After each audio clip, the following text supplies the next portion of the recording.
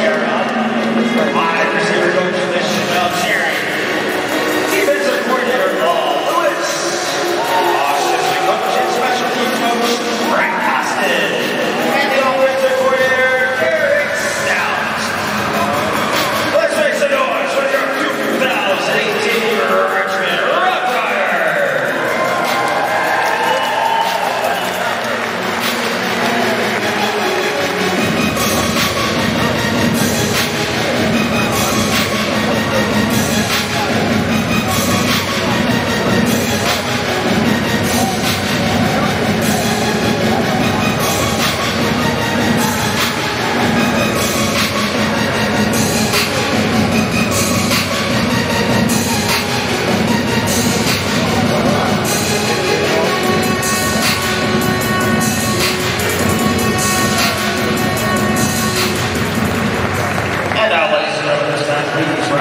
Direct your attention to the end zone entrance at the bottom of section 25L. Further presentation of the American flag. Presenting the flag of the United States of America, please welcome Cub Scout Pack 100. Ladies and gentlemen, I want you to remain standing at attention until the American flag has been retired, following the singing of the national anthem. Ladies and gentlemen, please remain standing and direct your attention to the field and welcome 14-year-old Miss Greater Richmond's outstanding team, Audrey Kate Taylor. Audrey Kate is a freshman at Atlee High School, where she's a member of the varsity cheerleading team and enjoys being a member of show choir. She's also an actor in productions, recently playing at the Virginia Repertory Theater. Please welcome Audrey Kate Taylor as we honor the United States of America with the singing of the national anthem.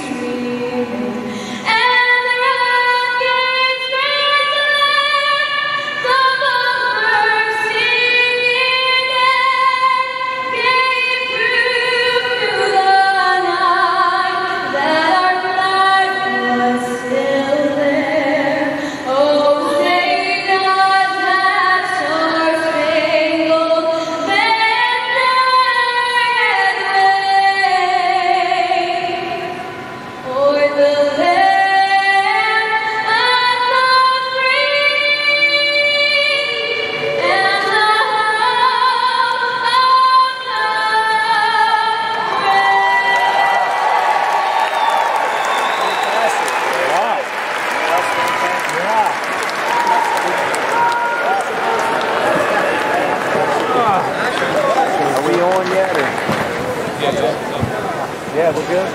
All right, let's Thank you, Miss Greater Richmond's outstanding team, Audrey Kate Taylor, singing the national anthem. I wish you the best of luck as you compete next month in West Virginia. Let's hear it again for Audrey Kate Taylor. Richmond Roughriders facing the 2-5 high Pittsburgh Grizzlies. Along with Ricky Irby, this is Jeff Butler bringing you all the action of this last regular season game here at the Coliseum. The Roughriders have already clinched for the Northern Division and qualified for a first-round playoff game next week here at the Coliseum. They don't want to lose any rhythm, though, after a really exciting 74-65 win last week against Thursday. They want to keep that rhythm going, Ricky, as they play this high country Grizzlies squad. Yeah, great job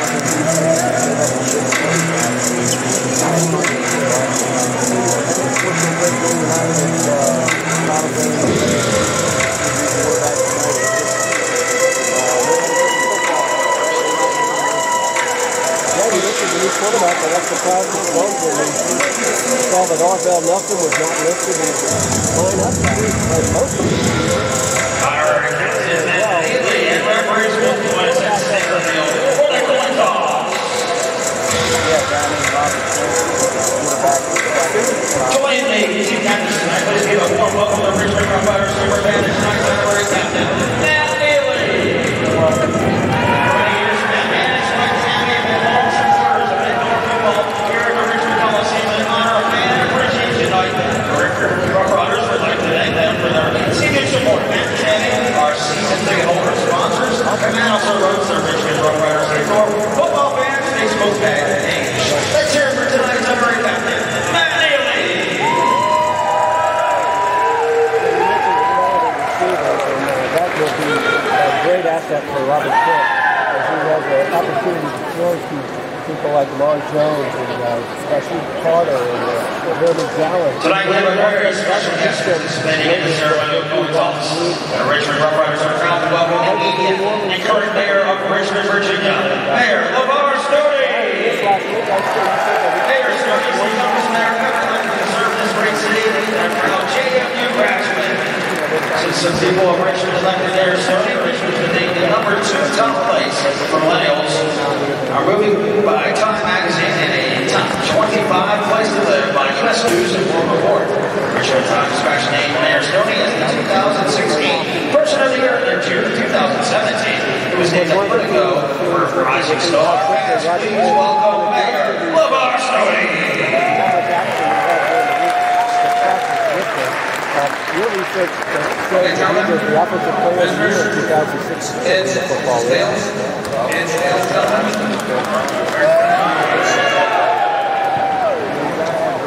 Tails, what call? It's tails. What's called? Grizzlies will defer their choice in the second half.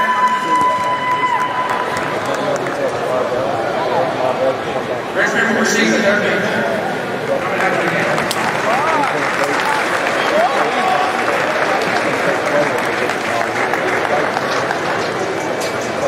Thank you again to Mayor LeVar Stoney for your support of the Richmond Roughriders and enjoy the game. With the referees, and we'll have the results of that because he's kicking off.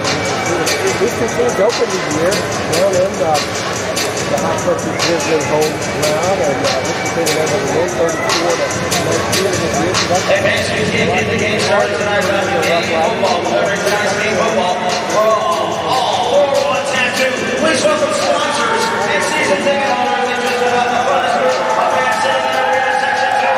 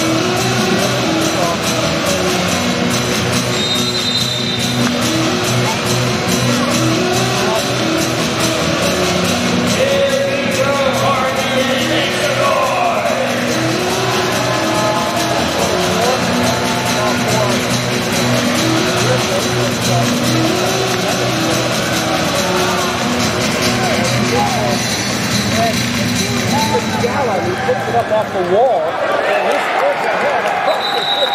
And the Riders bring out to the 17-yard line. Will be first and 10.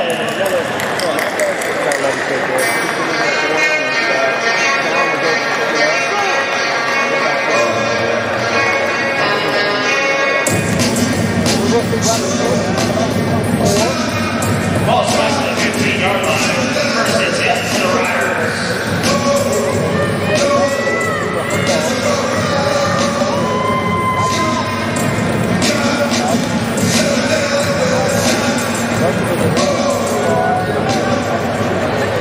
And he's up under center to start things out. First and 10 from the 15-yard line. Three-step drop right across the middle. Carter on the Pass is late over the left side. Rashad Carter picks up about 5 yards. Brings up second down and 5.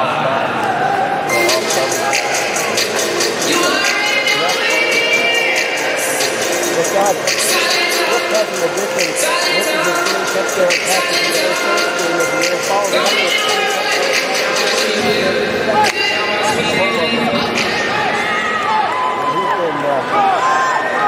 touchdown receptions last week. When they get the defense to jump, and that puts over the first down.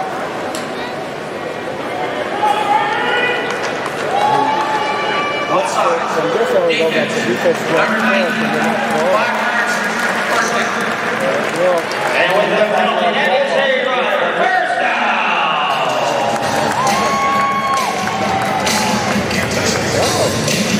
First and 10. 24-yard line of the Grizzlies.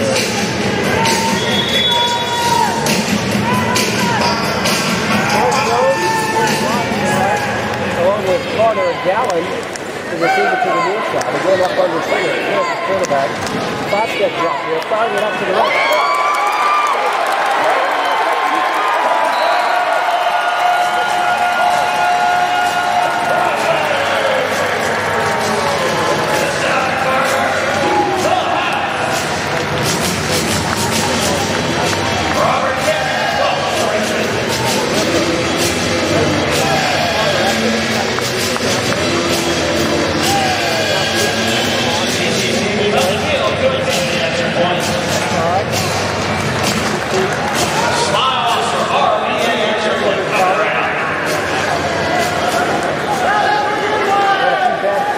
Center last week and look at that side.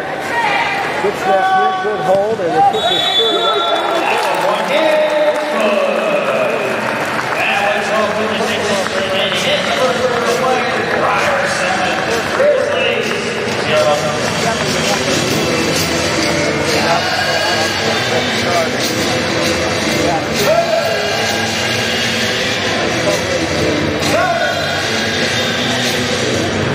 The 15, 40 to the 50 yards. Again, that conversation is throughout the game. And at halftime,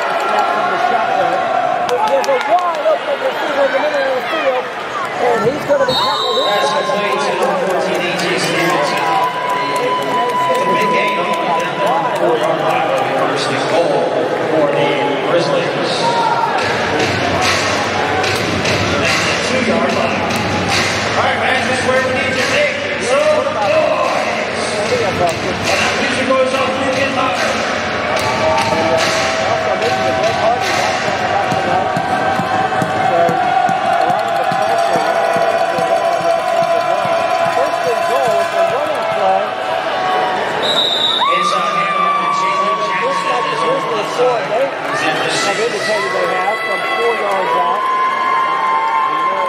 Last week, Lynn and I talked about this one. Sleepwalking through that first Make sure you check out the Roughrider gear in the Ledee area.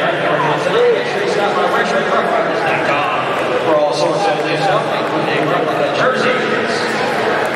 No, it wasn't. It looked like, especially on that pass play, it had to be a breakdown and coverage there.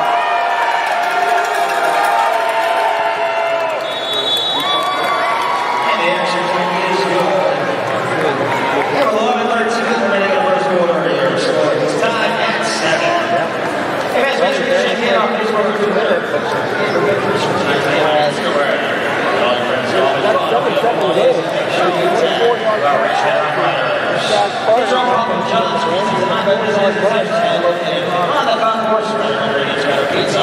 It's yours now. That was number 50, Jalen Jackson. Didn't quite catch that. Returning Dave football school State's ball boys in chief. You catch a football during the first or third quarter, you keep it. A lot of in the first quarter. Ain't football during the second or fourth quarter. Please fall back. Thank you, man. One so far.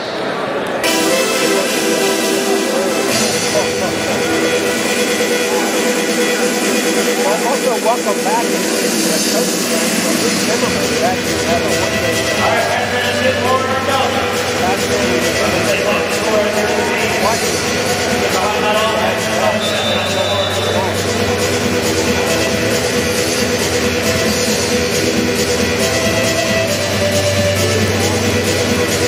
Well, I hope not. Here's out.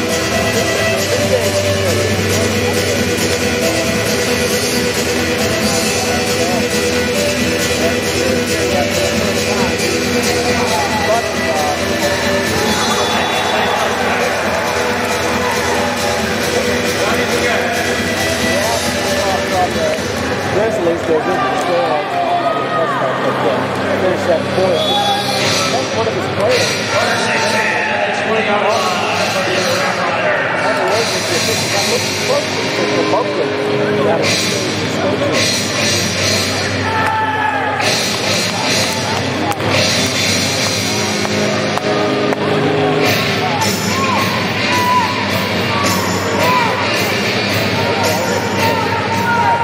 Well, Richmond now gets it on the 20-yard line. And this possession, picked up on the shoulder, fast-step shot, launches it long, over. Pass all taken, please. Center for the shot clock. Right on, step down. 10. Step by step.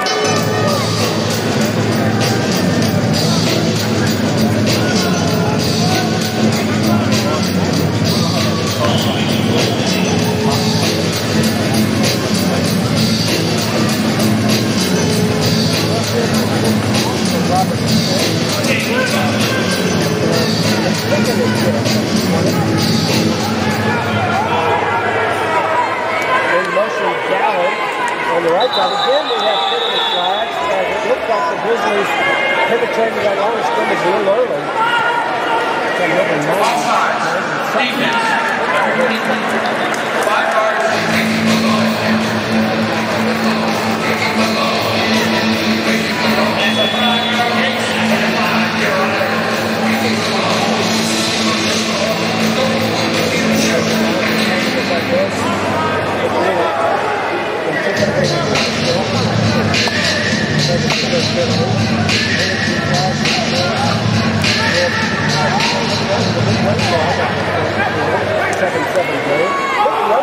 Doesn't get much. He flash fly in the backfield judge. Number 52. Another flag on the play.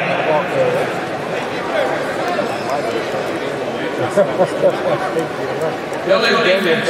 Number 8. 5 yards. Another 5-yard walk off. And it's a runner.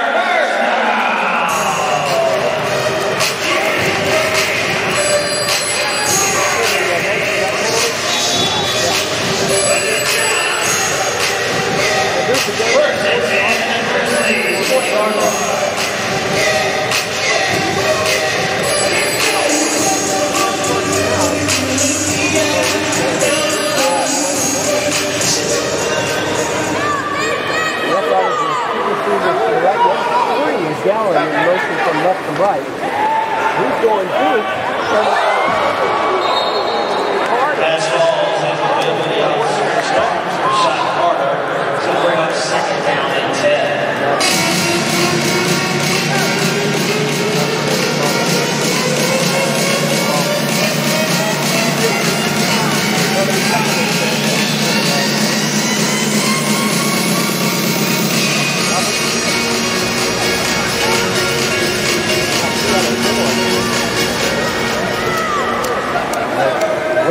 block for him on the right hand.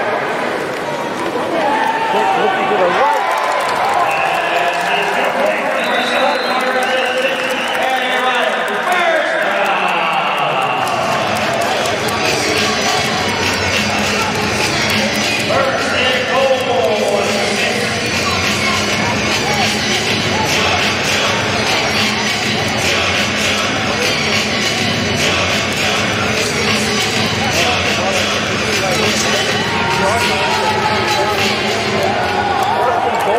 From the six. Right up on the center. And it's quick handoff doesn't go anywhere. Michael Williams Jr. caught in the backfield, lost about a yard. Yeah. We're going second and goal. His second and goal. Number 55. All off the play. Second and 6.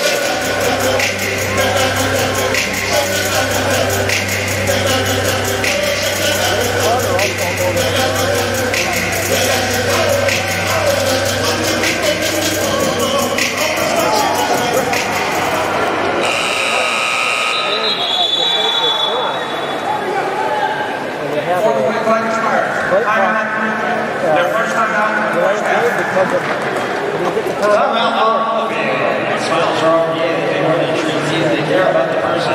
Want to help patients achieve optimal mental health. Dr. David Keller and experienced team members of Regard created a office with a relaxed atmosphere. Smiles for RVA. Searching Tire, Central Virginia Community United. Dr. Keller, family dentist.com. Schedule visit with Dr. Keller today. Treatment at USR where you will succeed anywhere where scholarships, cash bonuses, and great benefits.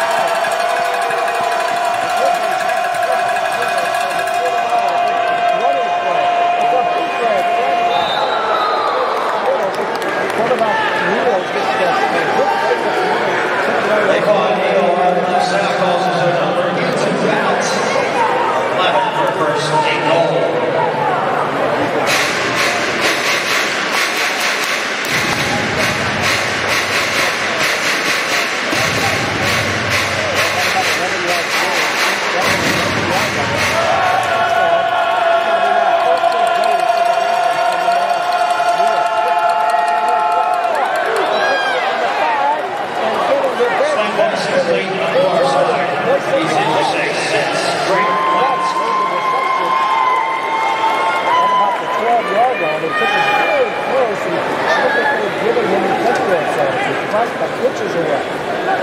Never going to show.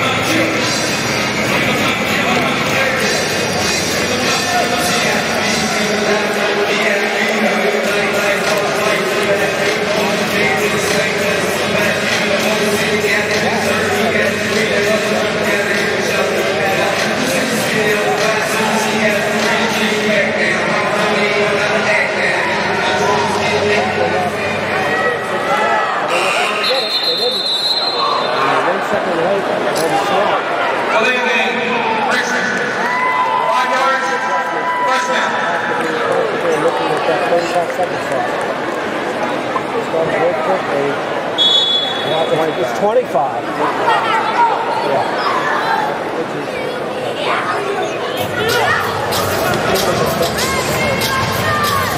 First and 15 now at the 9. Jones in motion to the left.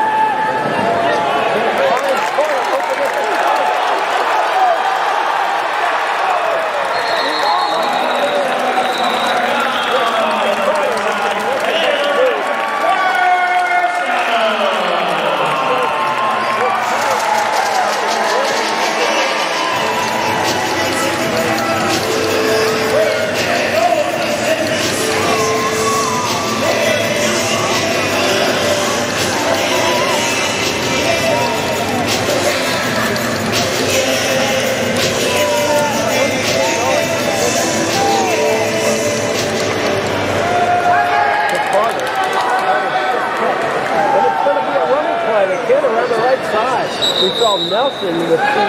Robert Campbell, some number goes around the right side. Looks like he's going to be 4-yard line.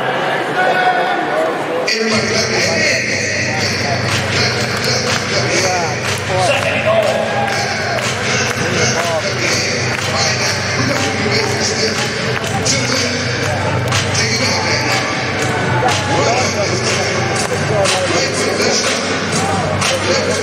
From the floor. Because Barnum's going to be in motion.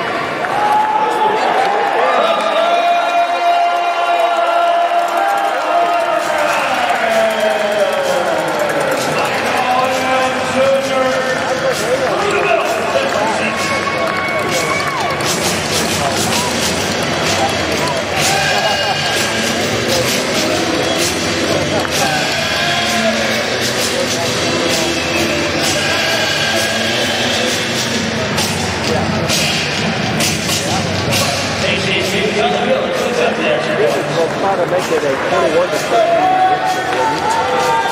Gallon hole now. Isabel Nelson, the neutral hole, the Gallon.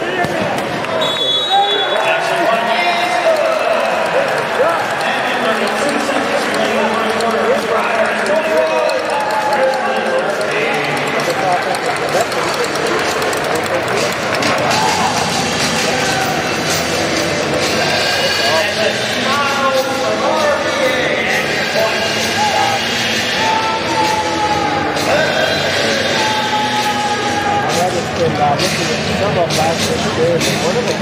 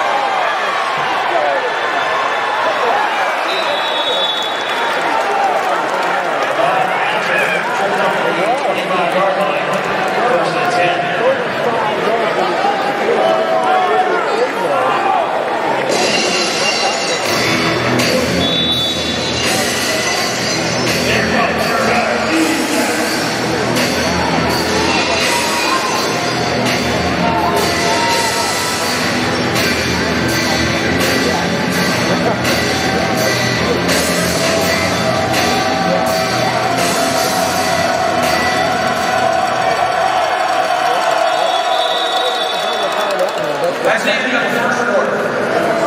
Your score for one quarter, Roughriders 21, Grizzlies 13. Hey, thanks. Welcome back to the game of the Richmond Roughriders.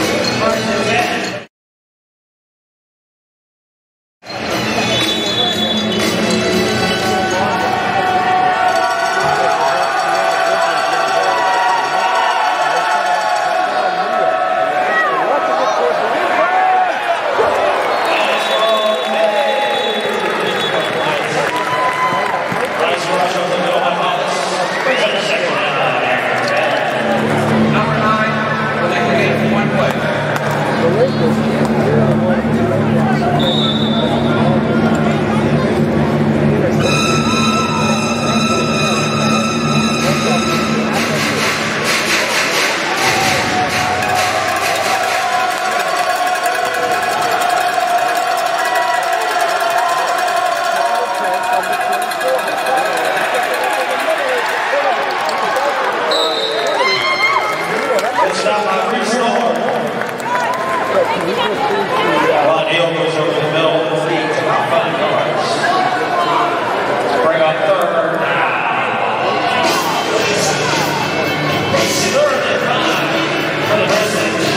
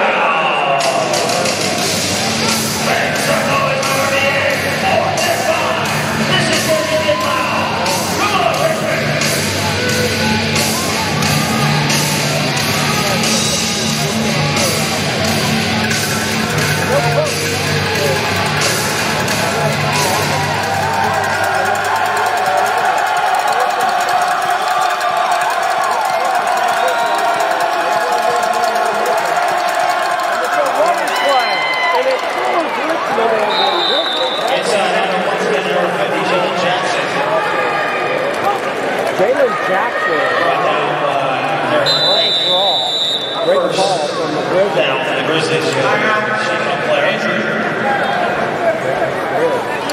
First, the Jim Richmond is the official Jim Roughriders. Jim offers a full range of fitness classes, MMA training, as well as fitness enthusiasts of all ages. State-of-the-art equipment, top-notch coaching, UFC Gym offers the ultimate fitness experience. Conveniently located in West End. Make sure to check them out today or visit them online at ufcgym.com. White Wilson Photography is your premier photographer in Richmond. She believes in capturing moments and creating memories with photography. Let her capture yours. WilsonPhotography.biz. Yeah. Marshall, Concord was about a good. Freshman year, Marshall was in sports illustrated. 3 touchdown passes right in, 2 touchdown passes left. Or ambidextrous quarterback. Right, throw right, throw left, and throw right. Oh my goodness, I had no idea. Well, I'll have to ask him about that during Hopewell football next year. So that's incredible. I don't think I've ever heard of a quarterback being ambidextrous throwing touchdowns to the other arm. You know, he also throw one game right hand, he throw the next game left hand. Well, that could make you, be pitching more often when you don't have to wait 4 or 5 games.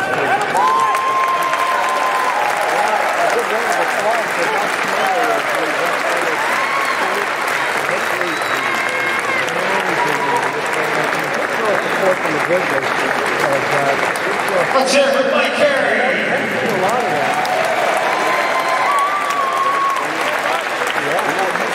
No, we still have it. It's been more like that.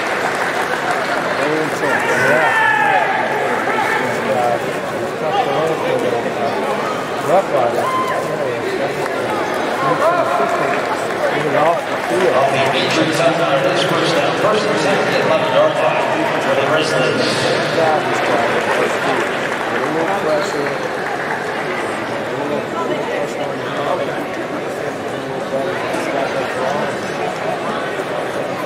Darren Lake, one of the defensive linemen, also Noel, and Nick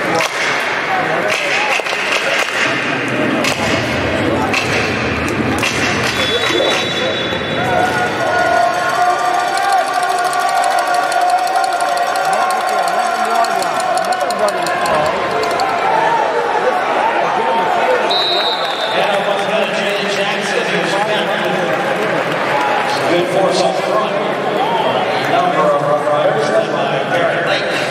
Some help from his friends. Big old Clark. Gain of about 3 yards brings up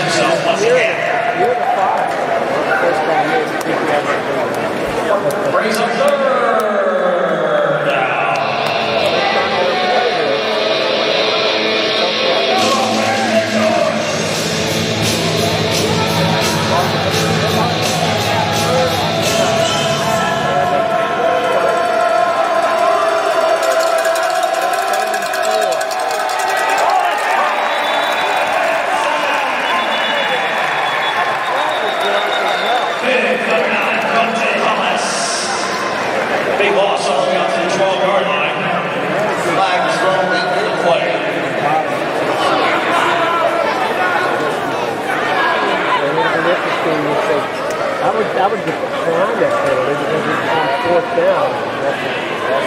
Yeah. And Hollis is getting his first sack of the night and fourth in 2 games.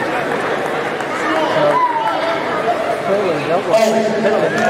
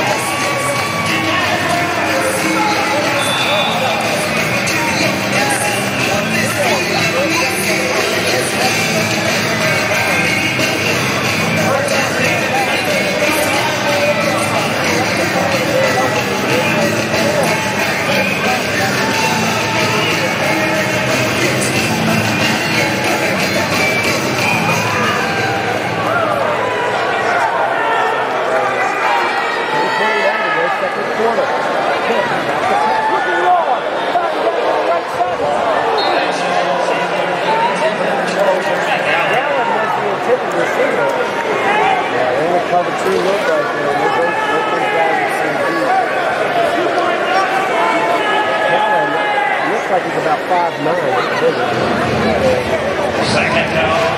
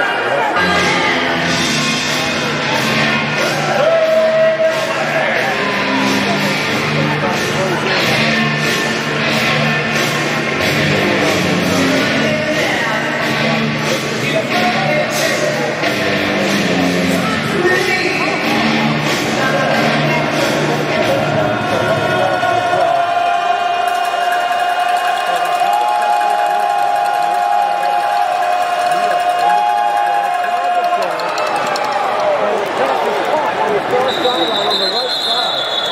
Pass is complete. There's a flag for early in the play. AJ Stevenson, the receiver. Illegal defense. Number 20. Not an handicap linebacker. Comes to be the line. First down. This is inside the 10-yard line. The one that's going to stop there was no shot in it. It's Stevenson there. Good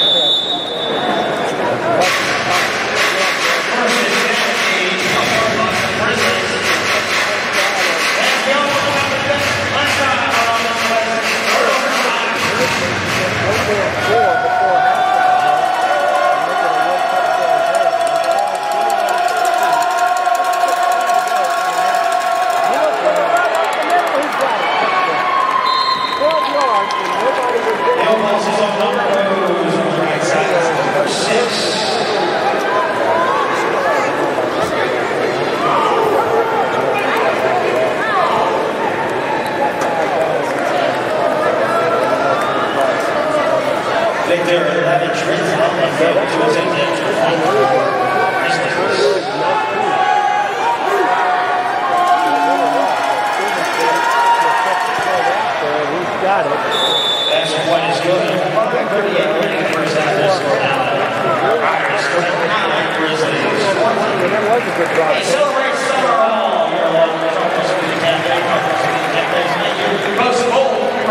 Grizzlies. And Young on the fifth. Let's go. Four before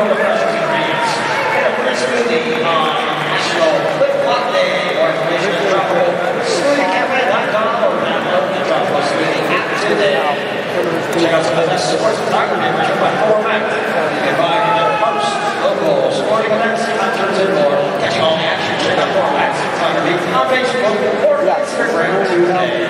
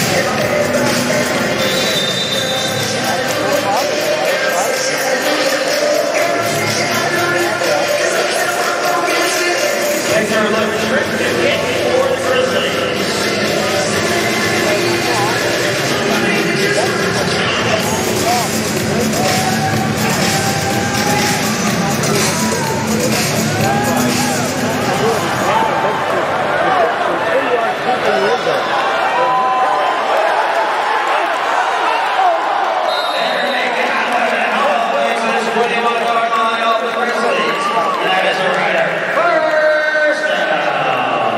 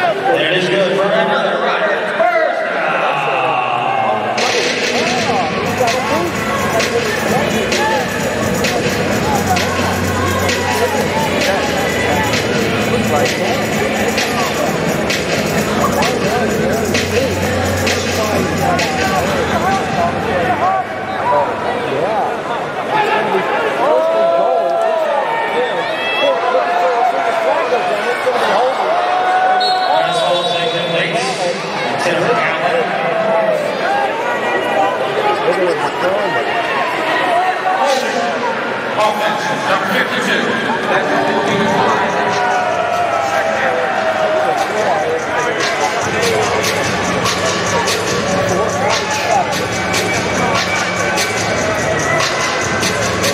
Second down and goal on the 9-yard line.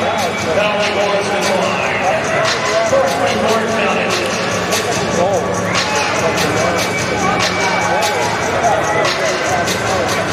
Try to score in the real football. Calling up, said, "This step drop right."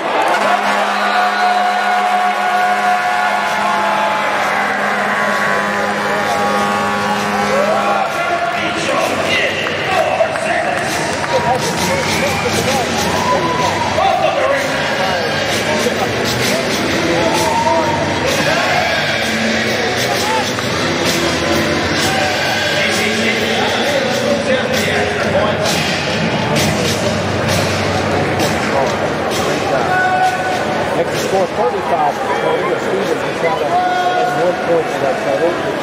332. Well, Gallo the hole. And Stevenson.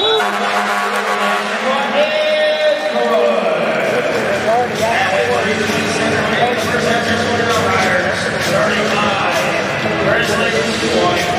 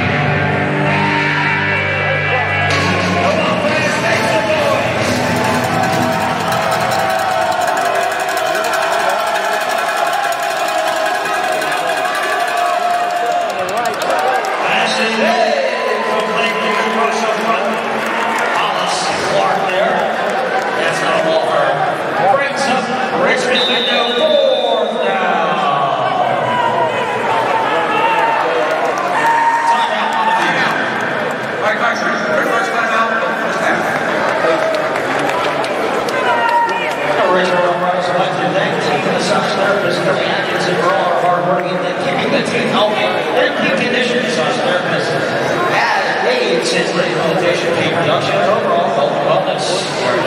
Kelly Atkinson's service this season. We're also proud to have the best team doctors and therapists in RDA. Our Ortho Virginia is the largest provider of expert orthopedic and therapy care. Ortho Virginia, committed to the well-being of those who live and work in our communities. Visit orthovirginia.com.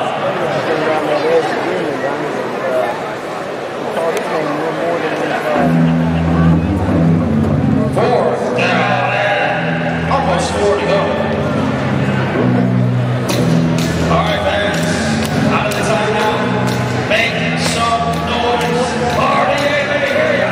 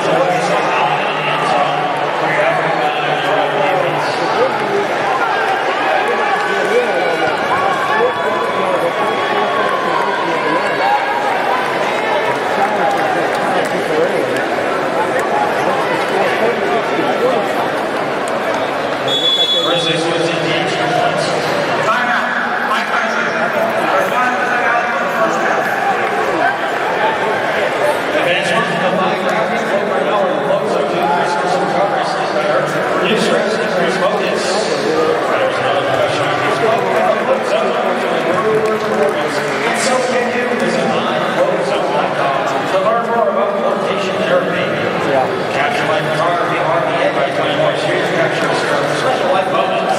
They provide affordable wedding, event, and portrait sessions. Find them on Facebook at Capture Life Photography RVA for more information.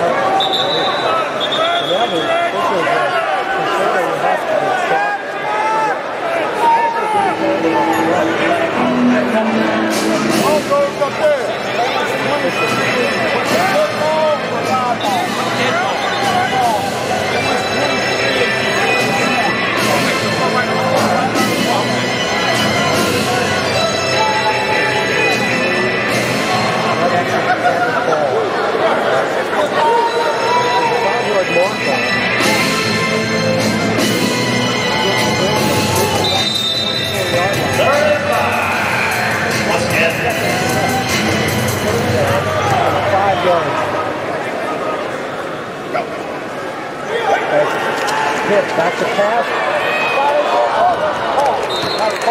Last hold is number 19, number 19 for Sean Carter.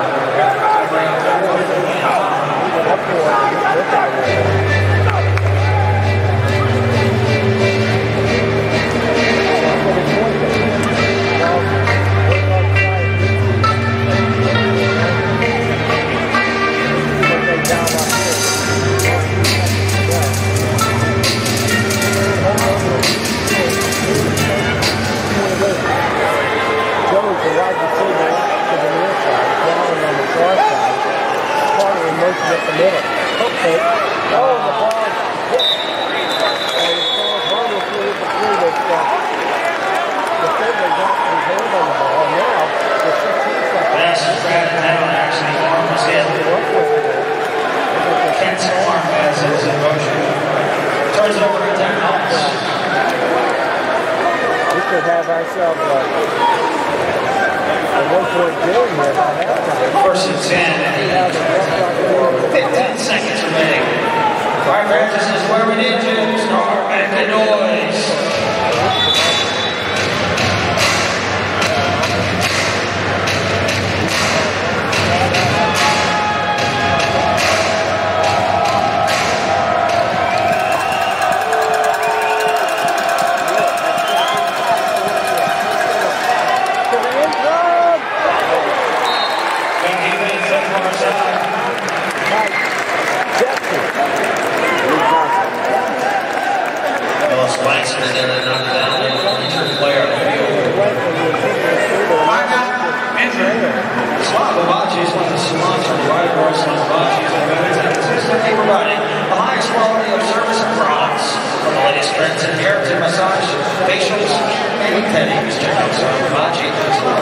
Or visit them today inside the Jefferson Hotel.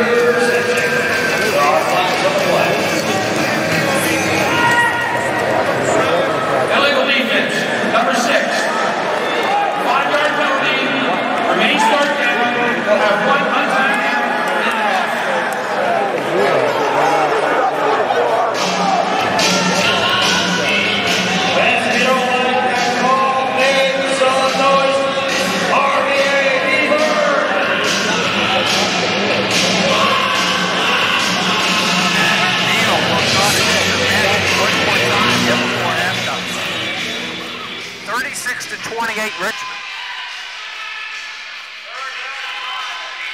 And this is a very good team to have a 2-5 record.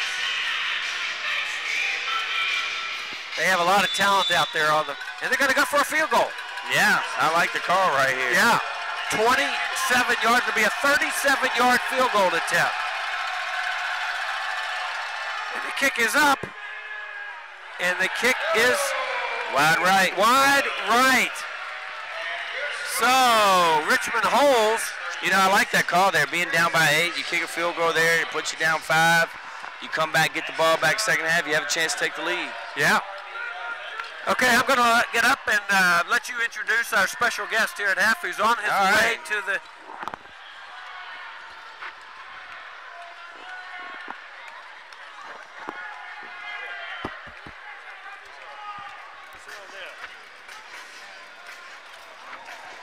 All right, ladies and gentlemen, we are very fortunate enough here to be joined by the starting pitcher from last night's Central Region Championship game, which your Hopewell Blue Devils defeated the York Falcons 7-0. Brendan McCumber, how you doing, Brendan? I'm doing all right. Good, great to have you. Great job last night, 5 shutout innings.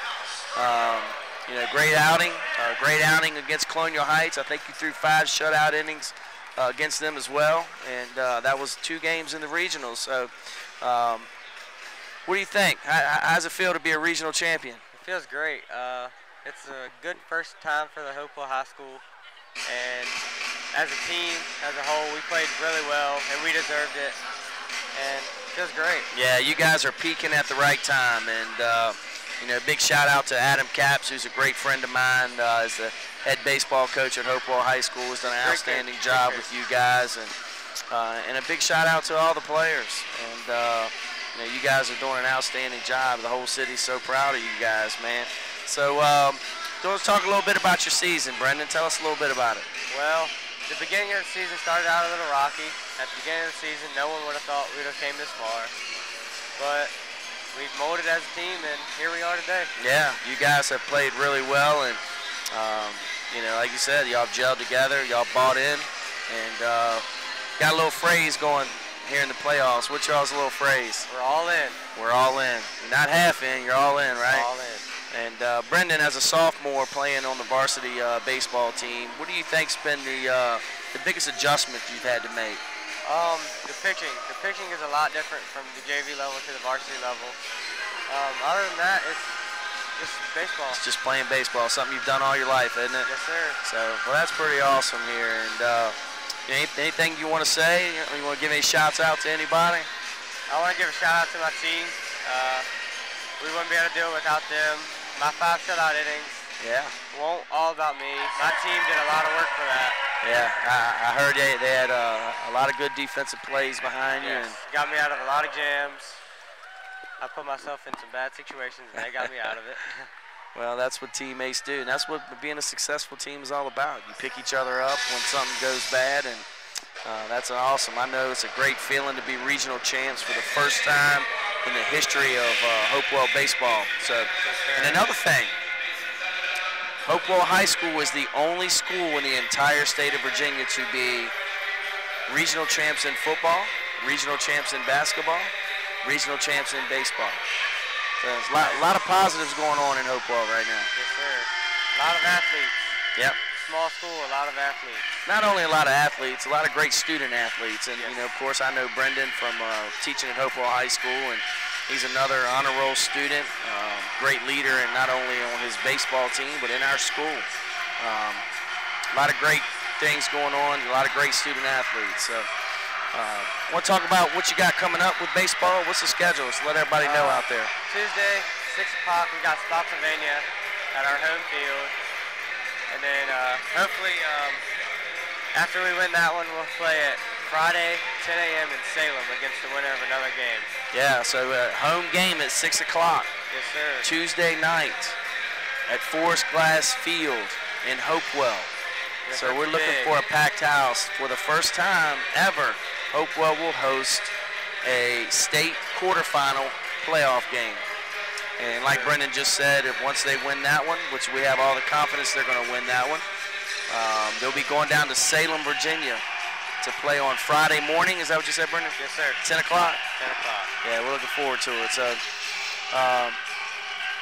talk about some of the guys on the team. Let's talk about, just go through the guys on the team and, you know, tell us something about them, you know, if it's their character or if it's their athletic ability or just their personality. Well, I'm going to start off with my boy, leadoff batter, Ricky Jones.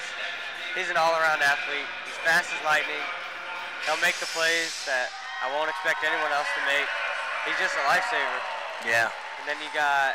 But going back to Ricky real quick, Ricky's committed to the University of Richmond to play baseball, and it's kind of a small world. The guy sitting right next to me doing the play clock here at the Richmond Roughriders game is Mr. Woodson, and his son is the head baseball coach at the University of Richmond, Tracy Woodson. So we've been talking a little bit about that, and pretty cool, small world. Yes, sir.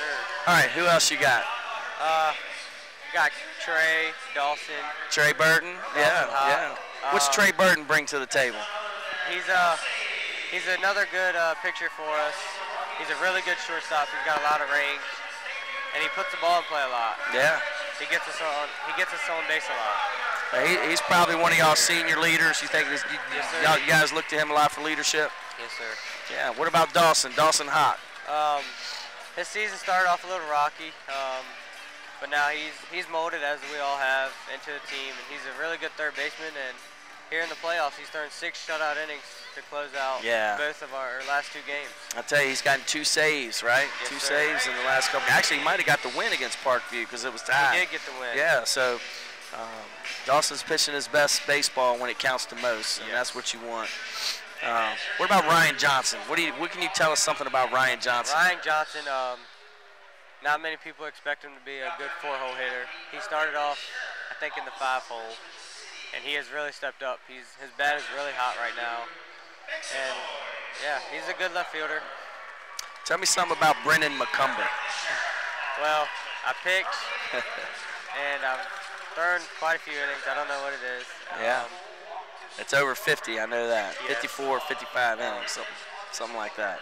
At the beginning of the season, I didn't trust myself very much, but now that I have the defense I do behind me, I can afford to just let them hit the ball now. I didn't feel that myself last. Well, one thing that you do well, Brendan, is you mix your pitches well, and you locate the ball very well, and you pitch to weak contact. And you get a lot of pop-ups, a lot of weak ground balls, and that's a testament to you and your fundamentals and your mechanics of throwing the baseball and the way that you can work your pitches, all 3 of your pitches, 4 of your pitches, and throw any pitch for a strike at any time, and that's what good pitchers do. So, all right, let's talk about Cody Hill.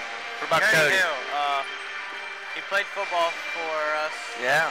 2 years, the past 3 years or so. Yeah, didn't play this past year, but he's coming back out next year, so we're looking forward to that. He's a good DH for us. We have a solid defender in his spot, and he puts the bat on the ball a lot. He started out rocky as well. We all started out a little rocky. Yeah, but you guys are peaking at the right time, right? Yes, sir. All right, what about Kyle Cheney? Kyle Cheney. Does Kyle talk a lot? He is very, very quiet. You never hear him say any words. You might hear him say like 5 words a game if you're lucky. But he's good. Yeah, he's helped us out a lot. He's a guy that's a senior too. That's this is his last shot as well. And those guys have really kind of rallied together, and they're all in, right? Yes, sir. We're all in. All in. Okay, what about? Let's go on and talk about Sam Sylvester. Sam Sylvester. Sam, the freshman. The freshman catcher. He is a wall. His bat is, but he is a really, really good catcher. Yeah, he's the best defensive catcher I've seen there in a long time. He's got a future ahead of him. Yeah, and his bat's going to come around. As a freshman, it's tough. He's getting used to it. Yeah, he's going to be all right. All right, let's talk about Victor Ledee. Victor, he plays second for us, and you can trust him most of the time to make a good play for you. Yeah. He's the one that started our double play to get out of the bases loaded jam. Yeah, bases loaded, 1 out last night, and yes, sir. Turned a double play to get out of the 6th inning, right? With a 6-0 score, I believe it was. Yes, sir. Yeah. Was that 5th inning? Yeah. 5th inning. Okay. Well, awesome job. I wasn't able to be at the game last night. I had to miss it. My son had a doubleheader, so I was out in Colonial Heights. But awesome job. I was keeping tabs on you guys constantly by a lot of different people texting me updates. Traquan Jones. Traquan Jones, he's in right field. He's pretty fast, just like our whole outfield. He gets really good reads on the ball.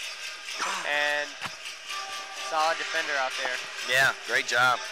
He does a great job out there. He's also a football player and blocked a few punts for us this year and helped us win a state championship, Yes, which you guys are looking for right now.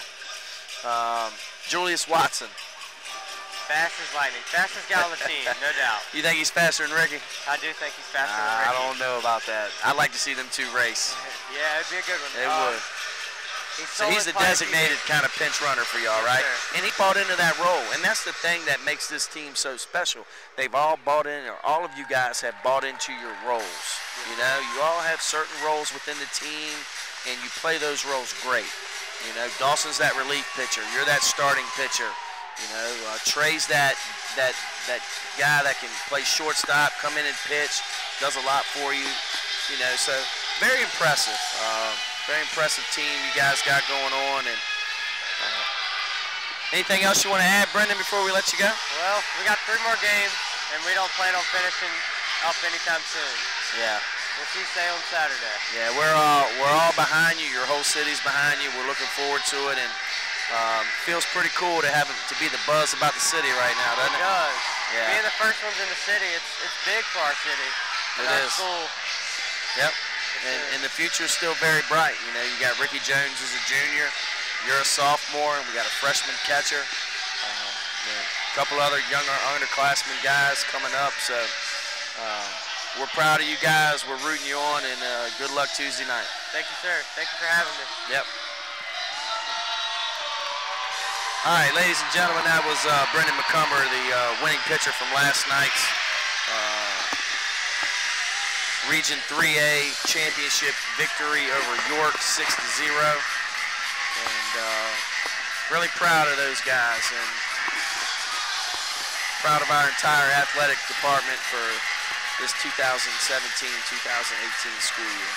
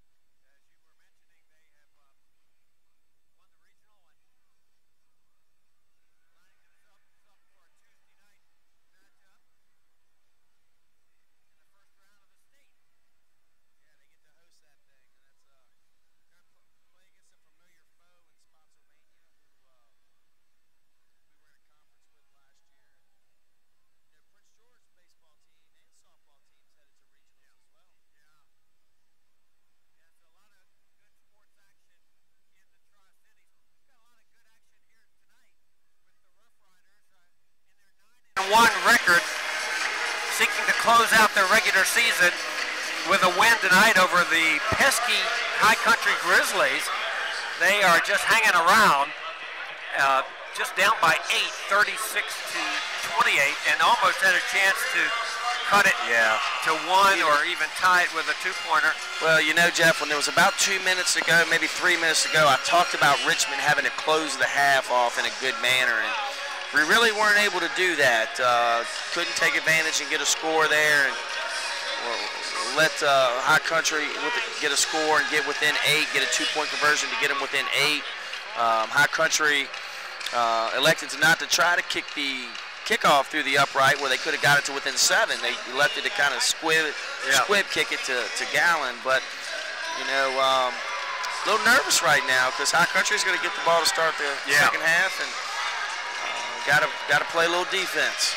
Yeah, their quarterback Neal has done a very credible job of having poise in the pocket. He has been rushed a few times. He's been sacked 3 times, and the defense has put enough pressure on him to make him uncomfortable. But when he does have protection, he's been able to find connections to Drake White and A.J. Stevenson.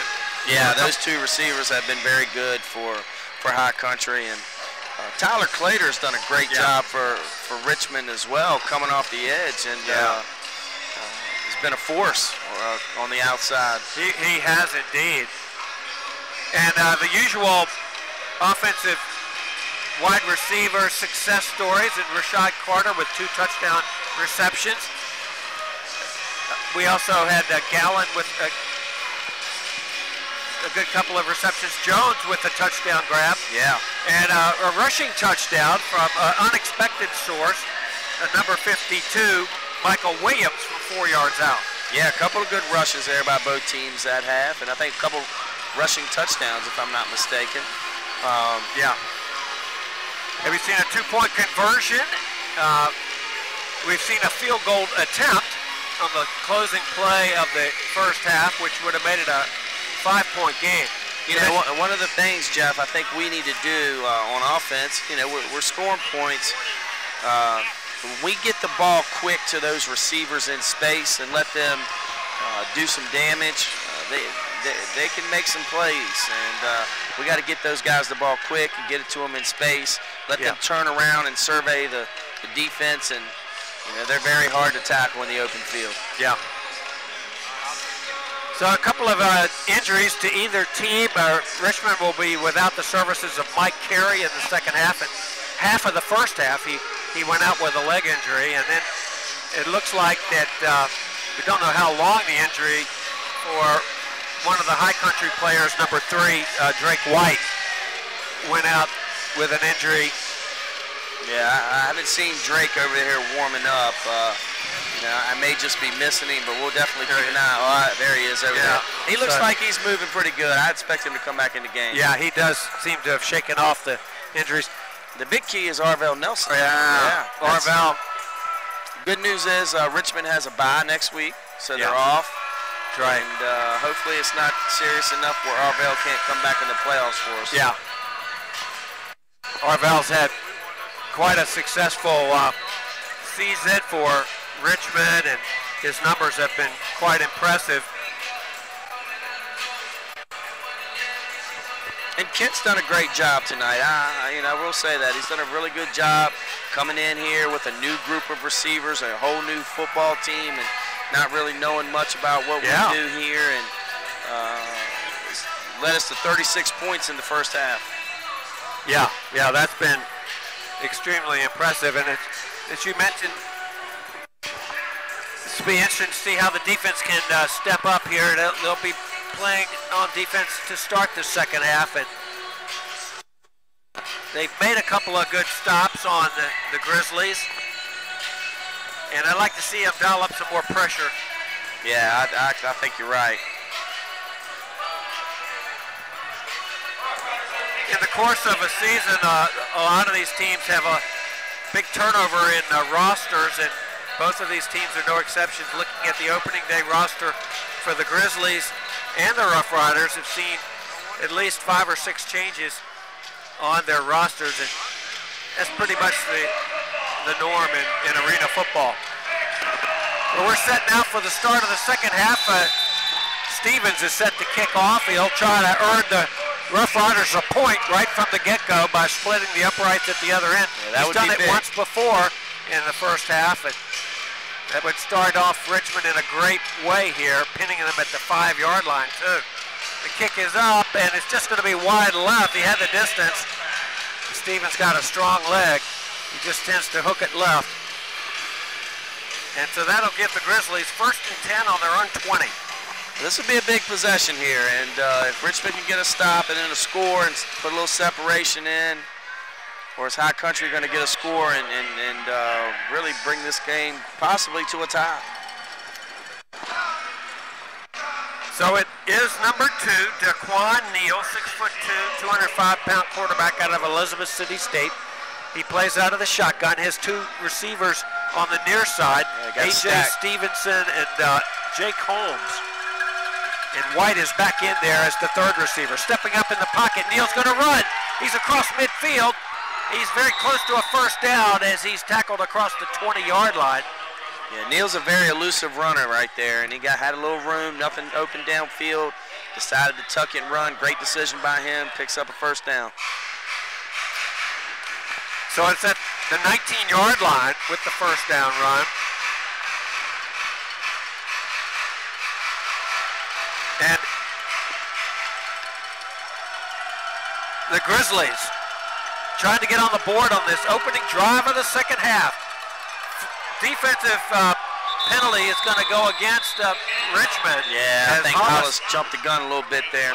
Anticipating the snap. Would have been a heck of a play. It would have been. And it'll instead be 1st and 5 for... He was really close to timing that perfect. Yeah, very close. If you're just joining us, head football coach Mook Zimmerman serving the second of a 2-game suspension for bumping an official a couple of weeks ago.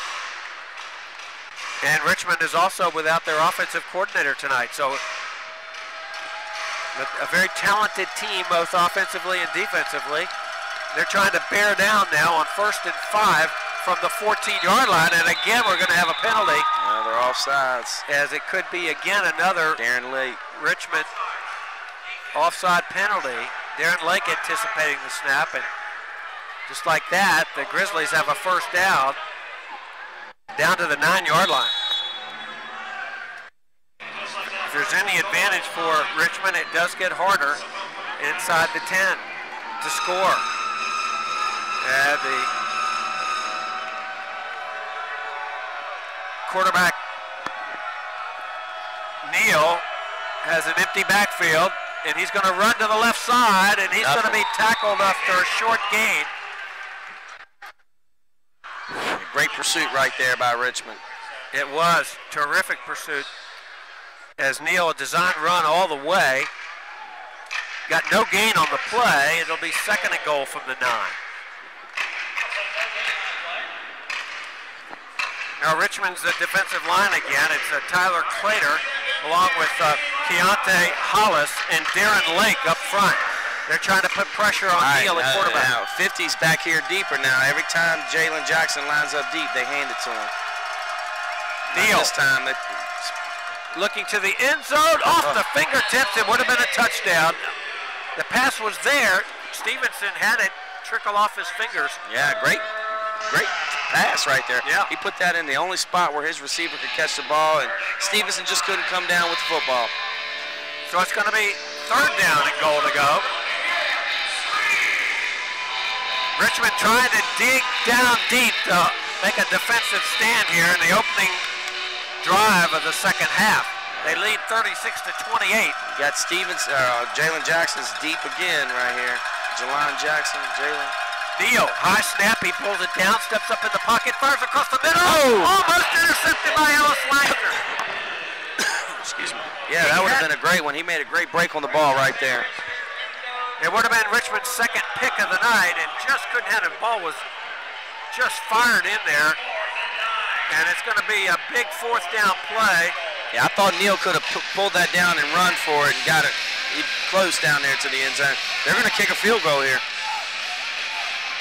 Yep, that will cut it to 5. And again, I think this is a good call. I do too. Puts you within one score. Yeah.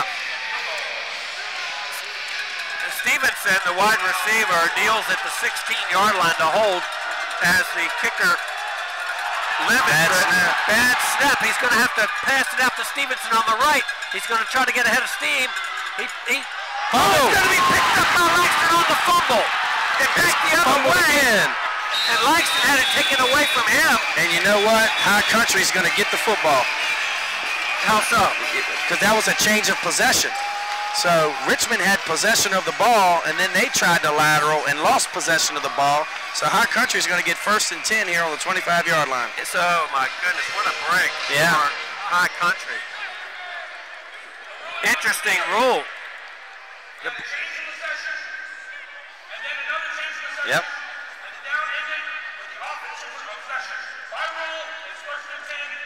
High Country keeps the ball. That's the absolute right call. So Langston was alert enough to pick up the fumble and went about 3 yards with the fumble for Richmond before he was tackled and the ball was jarred loose. Well, if you're Alice Langston there, I understand you want to make a play. Go ahead and get tackled, take the ball right there, and you keep the ball for your team. And you know, that's now had that been an extra point, it would have been no good, and then you know, High Country would have been kicking off. But instead, it was a field goal attempt. So on a field goal attempt, that means it's still 4th down. Yeah, makes sense.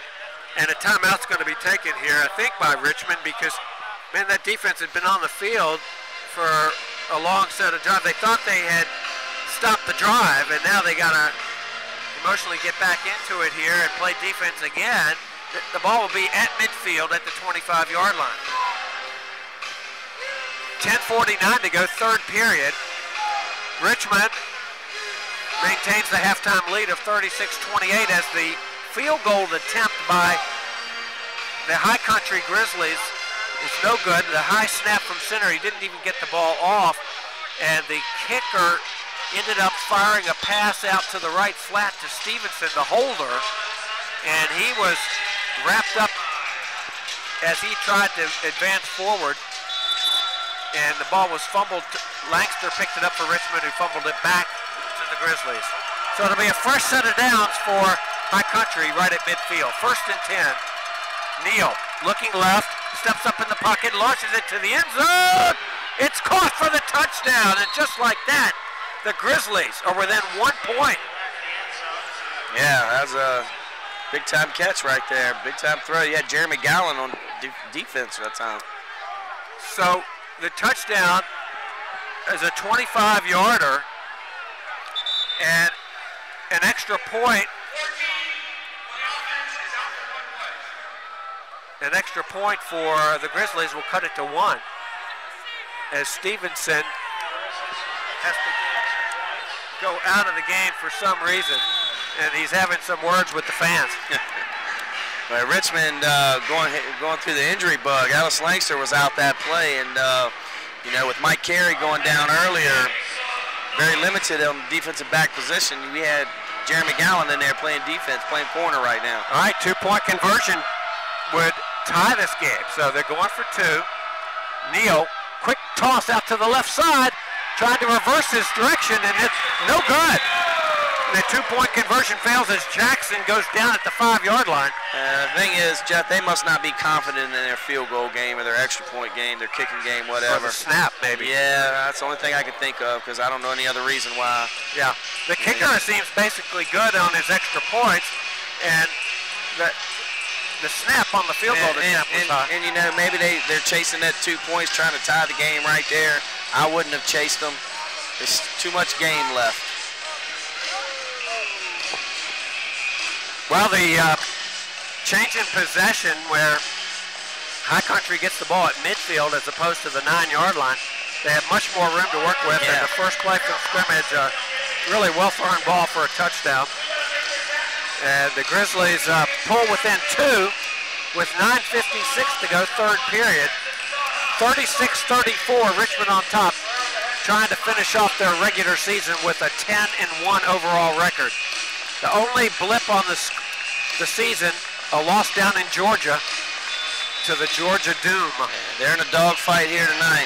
Yeah, this High Country Grizzly comes in with a 2-5 record, but they're playing Richmond very even here tonight.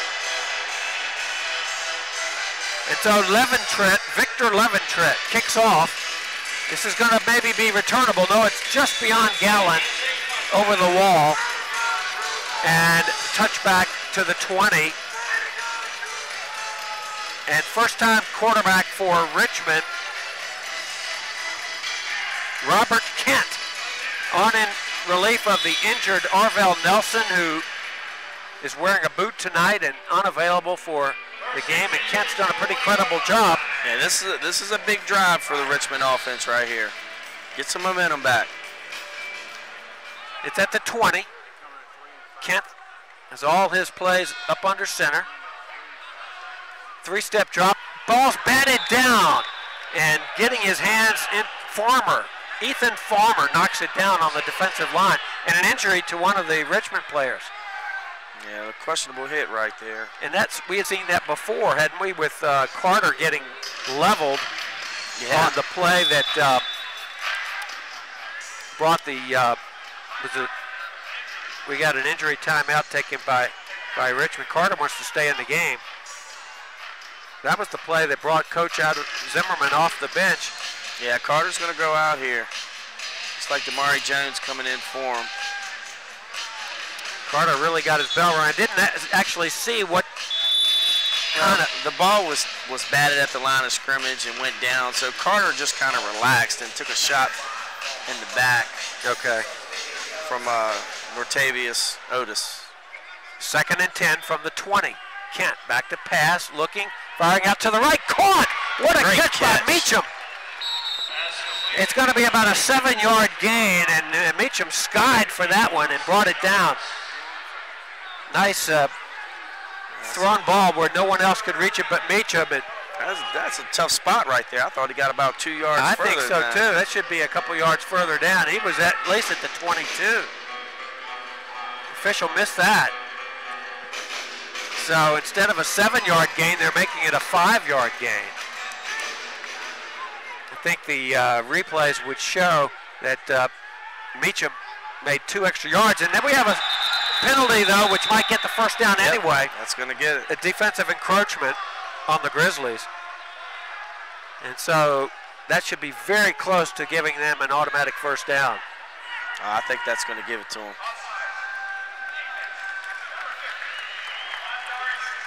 So the poor snap, or the poor spot on the last play doesn't come into play. And Richmond gets the first down.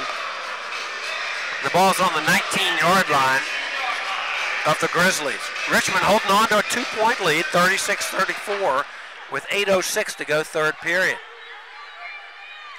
Kent, pump fake, fires out to the left flank, caught by Meacham. He streaks to the end zone, touchdown. Robert Meacham from 19 yards out. I tell you, the more that guy gets comfortable, that right there was, he caught a laser, and then he turned on the laser after that. That was very impressive by Robert Meacham right there. And a big drive by Richmond. Big drive. Way to answer. 7:39 to go, third period. It gives them a more comfortable 8-point lead as Steven tries to make it 9 with the extra point.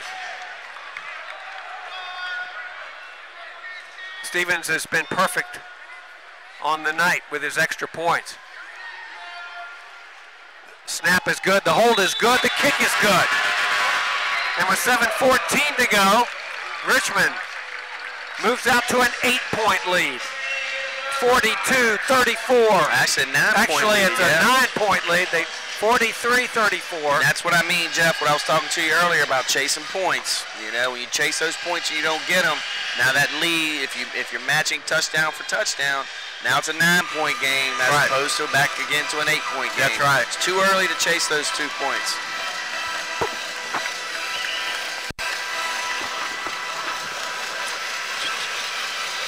Well, let's see what Richmond defense can do here to hold off this Grizzly squad that says talented quarterback and some good receivers as well. Yeah, I just wanted to jump in here, something that you guys missed while y'all was talking.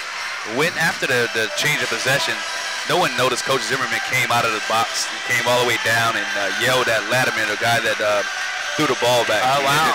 I just wanted to let you know that that's probably sparked the Rough Rider offense on the second half. Yeah, let's see if that does. That's a great observation. I did not see that.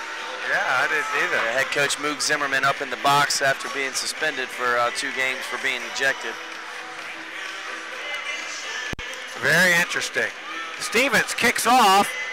It's again going to go left of the goalpost, and he has the leg by several yards, but just wide left, and they'll bring it out to the 20-yard line. 7:14 to go, third period. Richmond 43 and High Country 34.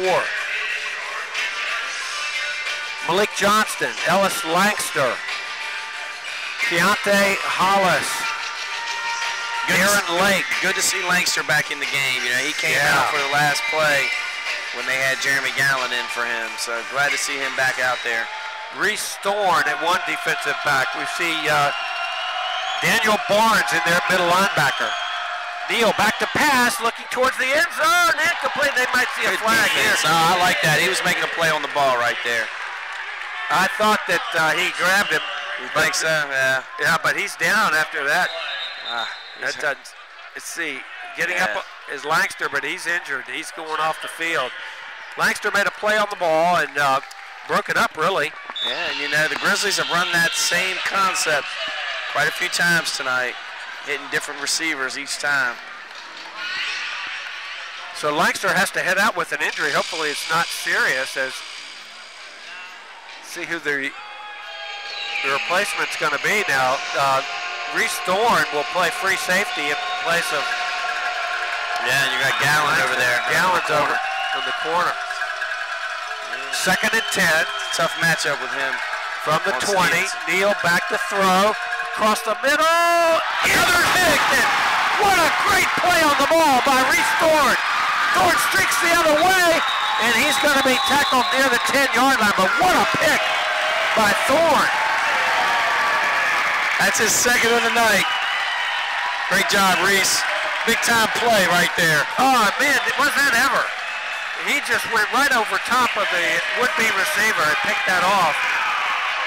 The officials are talking. They might be talking about whether or not he was down by contact, but I don't think he was. So the interception puts the ball all the way down at the 15-yard line of the Grizzlies. The ball was picked off at the 5-yard line of Richmond. Taken all the way back. And so Kent, first and 10. It's a running play, and it's Williams not going anywhere. It took 3 Grizzlies to get him down. He was rumbling and stumbling, but this kind of wasn't going anywhere. So it'll be second down. That's the 4th time tonight that Richmond's tried to run to Williams. 1 out of 4 successful. They're batting .250 on that play right now. Yeah. It did get him a touchdown. It did. It's like striking out 3 times and hitting a home run. So second and 10 from the 15. Actually, no gain on the play. Low snap from center, and it's a scramble. I think he got it back. We did. Kent just got it at the last second on the fumbled snap from center. I think that must have been a on-2 snap count right there, and the center snapped it on 1, because I don't think anybody else was ready for the ball. A loss of 2 on the play. It's going to be third down and 12 yards to go from the 17-yard line. 4:27 to go in the third period. Richmond with the score to give themselves a 9-point lead after the Grizzlies had scored first to start the third quarter. And then made a 2-point conversion. Back to pass. Kent finds his receiver at the 10, and going down with it at that point is Carter, who's back in the game, so that's good to see it. Yeah. 7 yards on the reception. Job by Carter. Carter's a gamer. Yeah, he is. He looks like he's playing Yeah, in pain. a lot of these guys are banged up. I think that week off is going to really help these guys. Yeah, that's a great point. You got Jones, Carter, and I believe Gallen. Meacham getting a break this drive. Yeah. So it's actually 4th down. Yeah, 4th down. 4th down and 5 from the 9. I believe it's Rich. And a snap. Kent up, looking towards the end zone. Pump fake, fires to the end zone. Oh, it was caught, dropped. Having it for the touchdown was Damari Jones. Damari Jones had it and just couldn't hold on to it. And you don't see that very often. No. That ball hit him right in the chest and let the ball get to his body. And talk about when we talk to receivers, want to get them hands out there. And Damari is usually a sure-handed receiver. I bet he feels bad right now, but usually a very sure-handed guy. Just didn't make the play on that one. So the ball will go over on downs with 3:12 to go and counting from the 9-yard line of the Grizzlies. They are down by 9 points, 43-34. Neal has gone all the way at quarterback for the Grizzlies from the shotgun. He has a running back to his left who gets the handoff, and he powers forward for a short gain. Hollis got off the ball very quick that time. I think that might have been a zone read, but he was in the backfield so fast right there. Quarterback didn't have a choice. He almost took the handoff.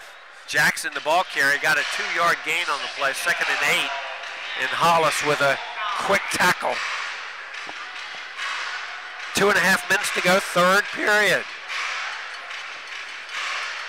I think one of the better games of the year, and I think Richmond trying to stay poised to finish the regular season 10-1. Neal back to pass, plenty of time. Oh, he had an open receiver, number 10 Holmes, near the 20. He couldn't hang on to it. And it's going to be 3rd down. Holmes hasn't been targeted with a lot of... No, he hasn't. You're right about that. It's mostly been Stevenson and White. So a big play here. 3rd down, 10 yards to go. Neal stepping up. Looks like he throws back across the interception. Langster has it. And he's tackled inside the 10, but what a big pick. Yeah, great play by Ellis Langster right there. Cardinals send for the quarterback, throwing the ball across your body, back across the middle of the field. Yeah. Too much speed out there, too much talent. Back-to-back picks for Richmond right there. Let's capitalize on it right now. That's right. 1st and goal inside the 10. The 3rd interception of the night for the Richmond secondary. So Reese Thorne with 2. Yeah. Langster with 1. And it would have been a 4th if it hadn't been a penalty on the play. Malik Johnson had a pick. That's right, yeah, towards the end of the half. 1st and goal from the 7. Richmond 43. High Country 34. 1:11 to go, 3rd period. Gallen in motion, right to left. Back to pass. Kent fires it out to tackle eligible play. James Carter Sr. Still on. Touchdown! Richmond, James Carter. Another tackle eligible play. Yeah, I tell you what, he looked like a receiver out there. The Grizzlies arguing that they had him out of bounds. But I don't see It was that. close. It was really close. I couldn't tell. I'm on the other side of the field, but the move that Carter put on there to spring himself into the end zone was reminiscent of a skilled wide receiver or a running back, not like a big offensive lineman. They're discussing it now, Jeff. Yeah, I'm not quite sure what qualifies for getting out of bounds. Well, you have to get the player. If you get hit up against the wall, that's not necessarily you're being out of bounds. I'm not sure. I think you have to stop their forward progress. I don't know. Here's the...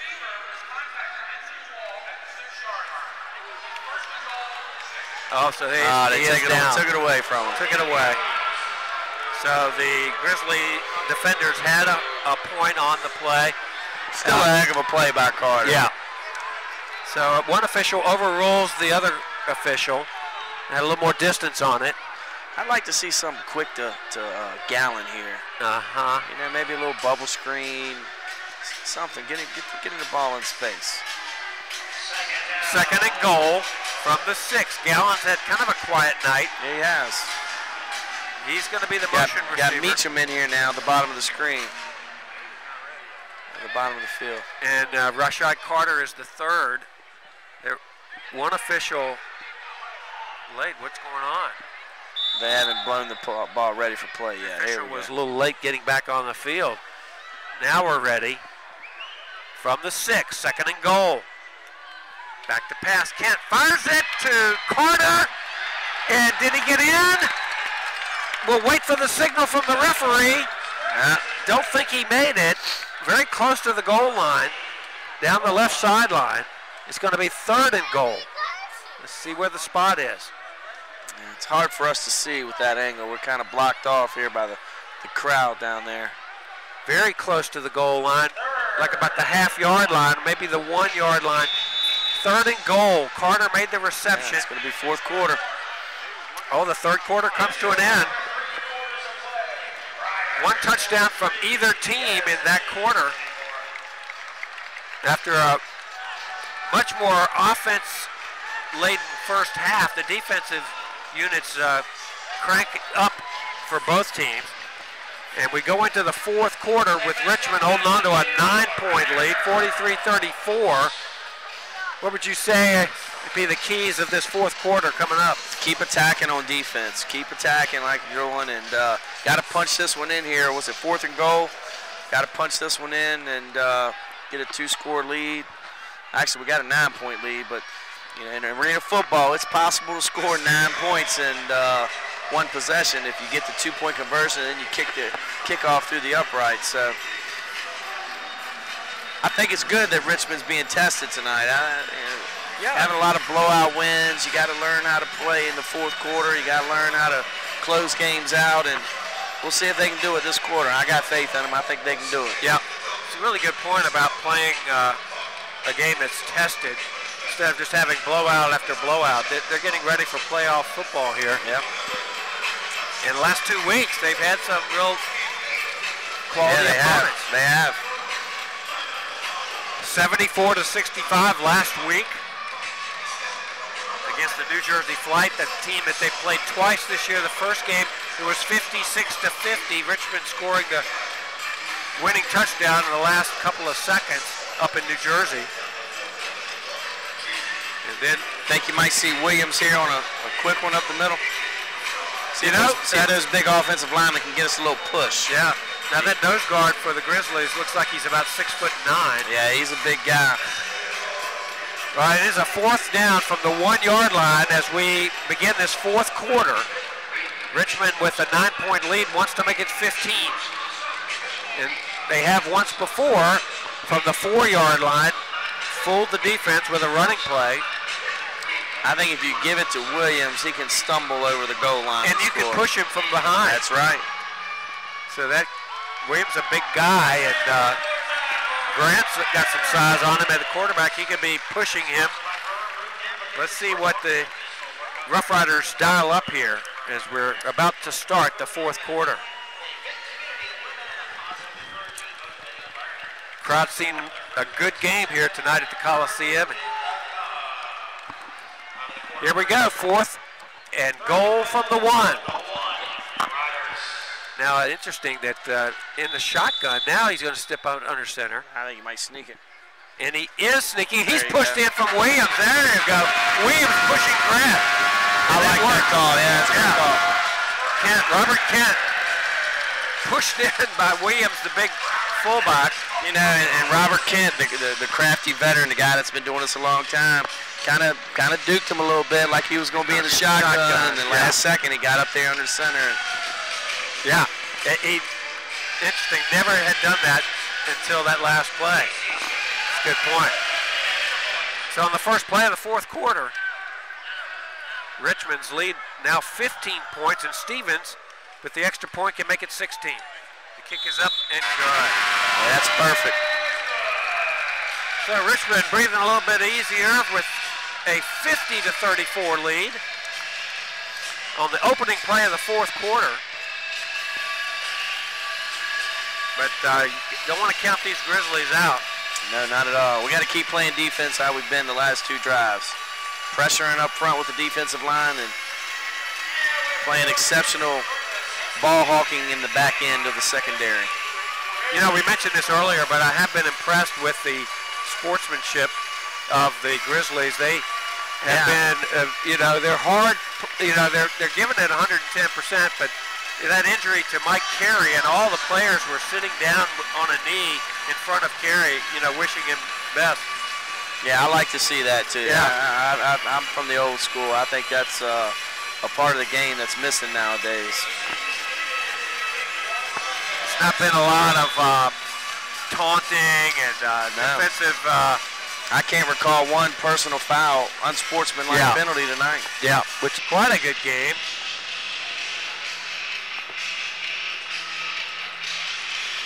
Five touchdown passes for Kent. That's fantastic in his first start. Actually, I'm sorry, it's the Grizzly ball. Yeah, let's go Tyler Clater off the edge. That's what I'm looking for. Neal looking towards the end zone, and it's incomplete. Stevenson, the intended receiver. Yeah, good defense right there. And another injured, possibly, to one of the Richmond players. It's Malik Johnson. Malik Johnson, a little slow getting up, but he's going to be all right. He did a good job breaking that ball up, but he hurt his wrist. He's hurt. He doesn't want to come out of the game. Yeah, they're already thin at the defensive back position. Yeah. 2nd and 10 from the 18-yard line. Neal all the way at quarterback for the Grizzlies. More trips. Left side. Neal stepping up, looking, pump fake. Overshooting the intended receiver. And Holmes was open, but Neal missed him. Good protection by the offensive line, but good coverage by the D-backs. Yeah, no doubt. And, you know, Neal pump faked over here to Stevenson, and all the defense flew over here, and then he went back over to Jake Holmes, and Jake couldn't make a play right there. The ball wasn't thrown great, but you got to make a play for your quarterback.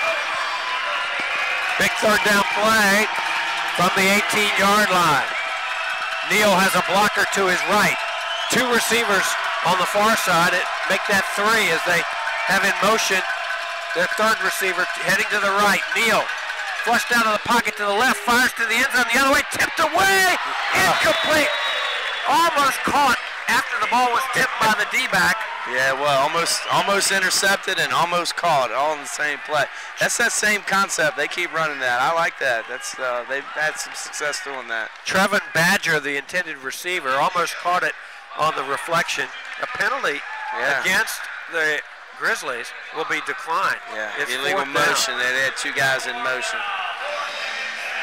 All right, big play. Let's do it one more time, Richmond. I tell you, Reese Thorne's played a good game tonight. Yeah. So, is that the 18th Thorns with 2 picks? And was he back there to flush that away? Yeah, that was him back there.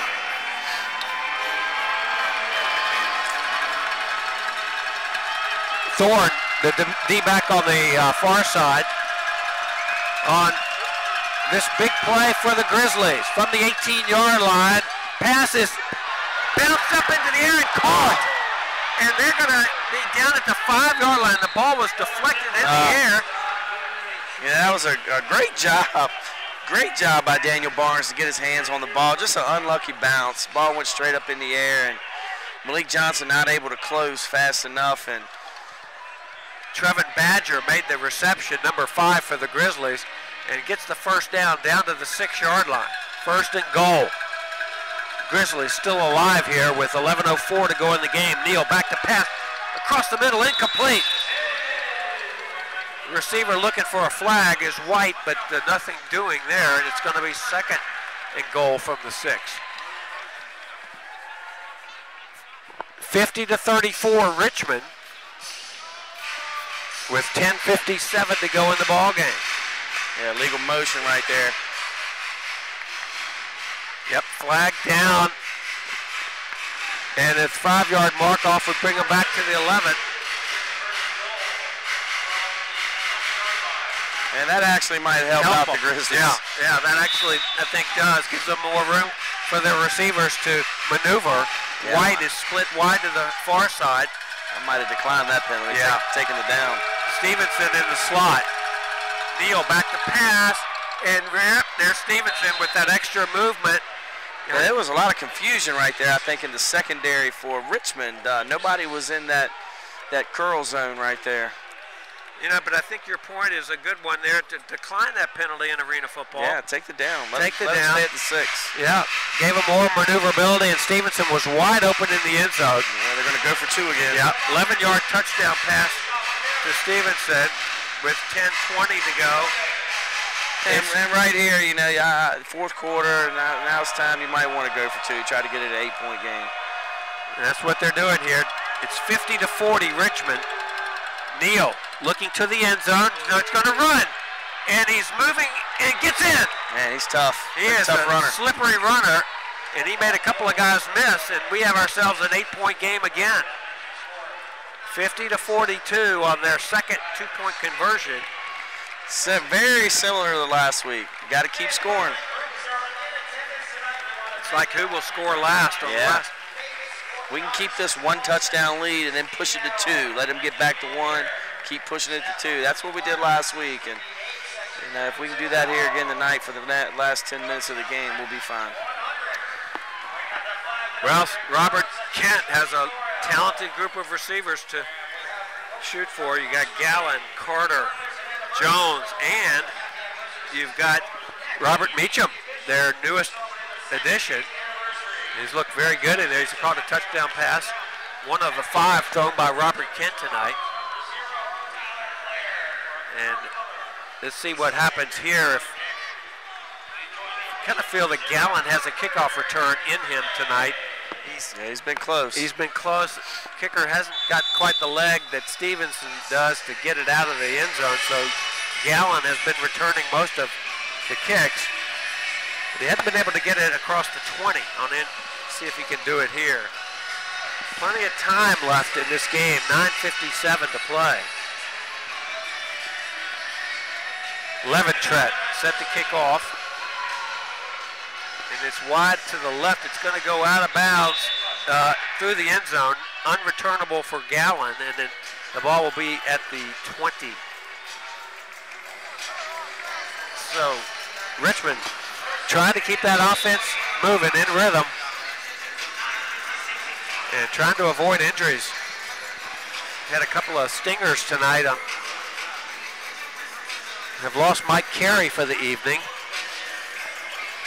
A couple other guys have been banged up, but have come back to play. Yeah, Ellis Lankster's gone in and out of the game a couple times. Rashad Carter. Carter and Jones are to the near side. 1st and 10 from the 20. Kent back to pass. Looking long for Gallen. Did he get it? Wow. He did. Gallen with a touchdown reception. Yeah, that's a big-time catch right there. 30-yard pass play on the first play from scrimmage. Great pass, great catch. Yeah, just a deep crosser there by Jeremy Gallen.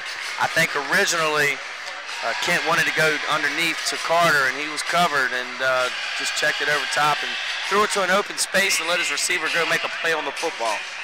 And you know that was a perfectly thrown ball, and Gallen was well covered on the play. Yeah. Yeah, he's just got that extra speed that he can go get that thing. And, you know, as a receiver, as a quarterback, Kent just threw that ball to an open area and let Gallen go get it. High snap, but put down by Gallen, and the kick was good. The second touchdown reception for Gallen tonight. And Richmond, go ahead. No, Richmond up 56-42, 57-42. And that's how you answer, Jeff. Yeah. You know, you got to answer a drive with a drive, and one-play drives are great. Yeah, that's right. 8:36, Grizzlies with plenty of time to respond.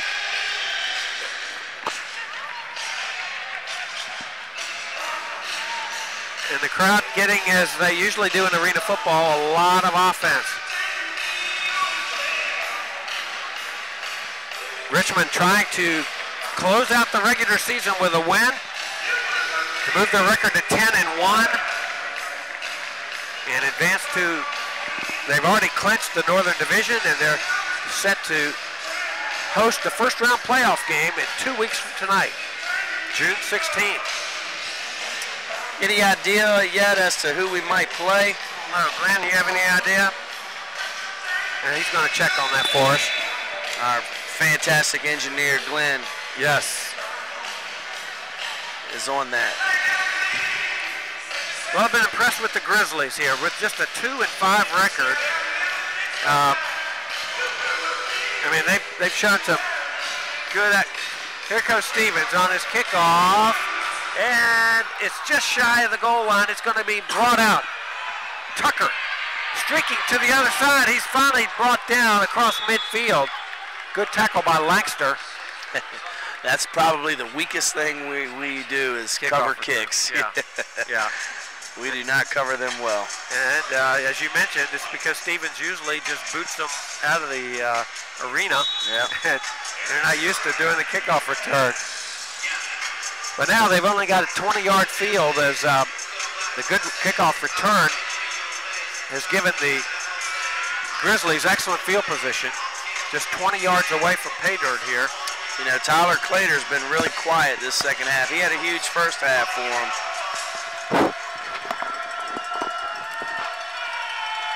All right, Neal calling out signals. Steps up in the pocket, making a couple of people miss. He's streaking to the goal line. He's in. One play, touchdown again. Neal looking like Michael Vick out there. Yeah, he is a talented runner. Yeah, he's hard to tackle in open space, especially you get him one-on-one with a linebacker. It's going to be tough. Just like that, it quiets the crowd and cuts the lead 57-48. And again, they could go for 2. That'll put it to within 7. Yep. So Neal gets word from his offensive coach, heads to the huddle, 2-point conversion play. They're going to have to call a timeout here. Yeah, they got 4 seconds to get this play off. It's a running play up the middle. And I don't think they were set. No, and flag is down. And Jackson, the ball carrier, is tackled about 2 yards shy of the goal line. As a coach right there, you know you don't want to rush that play. That's an important play in the game right here. You don't want to use a timeout. You hate burning those in the second half. I get it, but you know you definitely don't want to rush a play and not be ready to get the play off, to run the play successfully. They were scrambling right there. Yeah. Might have even been better just to take the penalty and then go ahead and kick it. Yeah. So the score stays at 57-48. The Grizzlies do answer quickly with a touchdown of their own. 20-yard quarterback scamper. And with 7:13 to go in the game, it's a 57-48 Richmond lead. And they'll get the ball here, hopefully with an opportunity for Gallen to get a kickoff return.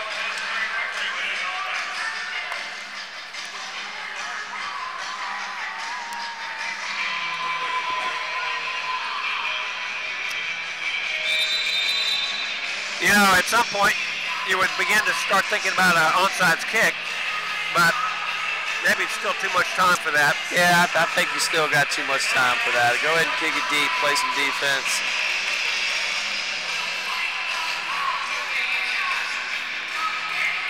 Victor Leventritt to kick. It's high and short.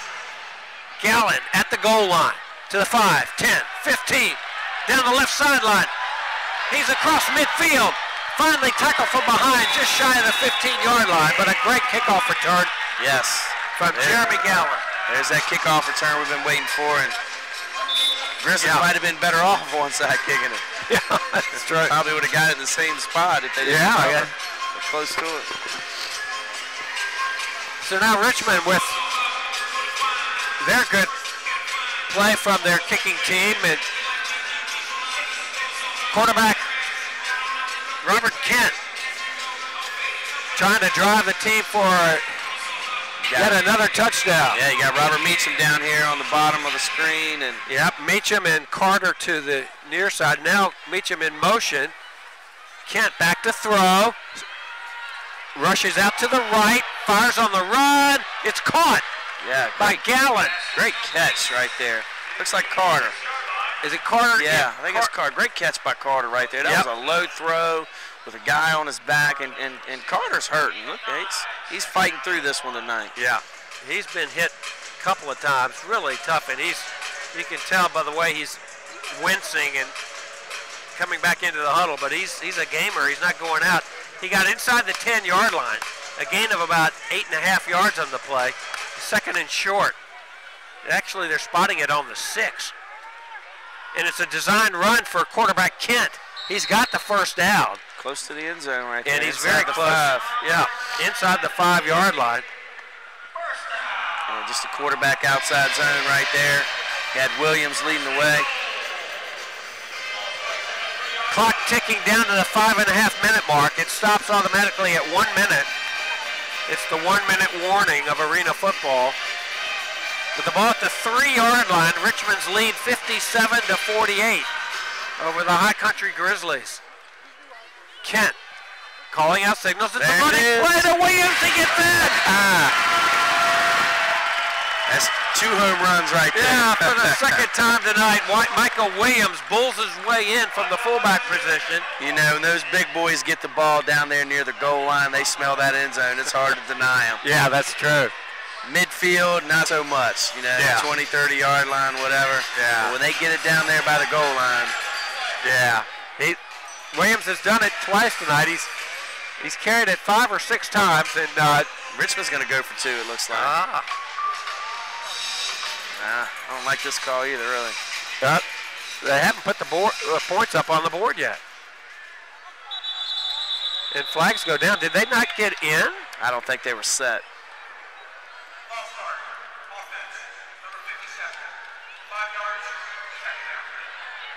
You know, it was...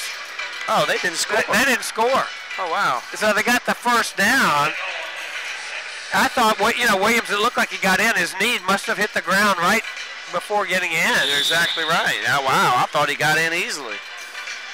Wow, I missed that one totally. Yeah. He got the first down with the run, but...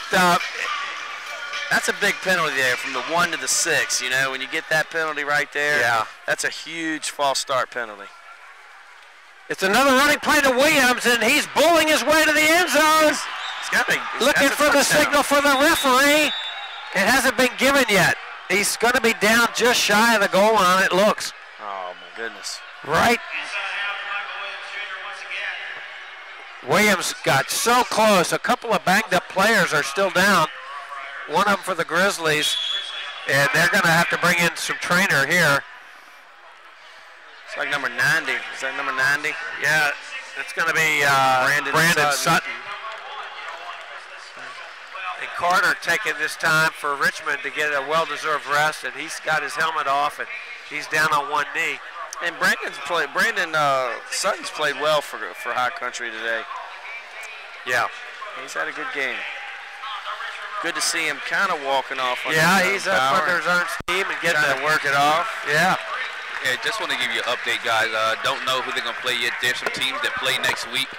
So there's some teams that have not finished their season. Okay. So Richmond, there's 2 more games next week that have to be played. So Richmond will have to wait till the 16th or the week after the 9th to find out who they play. But also update, the Capitals lead the Vegas Golden Knights 1-0. All right, go Capitals. So here we go from the 1-yard line. Williams gets in this time on the handoff from Kent. And they may throw a penalty flag for excessive celebration. I don't know. He bounced that ball out of the arena, but no flag was thrown. Yeah, I don't think that was intentional. I think if you intentionally throw it out of the arena, that's one thing. But when you spike the ball and it bounces over, you got to let that one go. 63-48 Richmond as Stevens is on for the extra point attempt. Gallen to hold. The kick is up and the kick is good. So with 2:58 to go now with the running clock, Richmond with a more comfortable 16-point lead, 64-48. Yep, keeping that 2-score lead. Yeah. And now it's 16. Yeah. You got to get 2 touchdowns and 2 two-point conversions to. Yep. And certainly the Grizzlies are capable of that. They've made two-point conversions tonight. And Neal has shown himself, although he's been picked off 3 times, he's got a very accurate arm. I tell you, he worries me more with his feet than he does with his arm, to be honest with you. You get him in the open field, he's very tough. Yeah, you're right. Now I'd like to see Stevens either make this or put it out of the end zone. Not give up a big return. Yeah. Tucker, the kickoff returner, quite capable of breaking it all the way. But Stevens can put it through the uprights at the other end. He's done it once tonight. Looking to get that extra point that would also put the Grizzlies at the 5-yard line to start out. 2:58 to go in the ball game. A running clock until the 1-minute mark.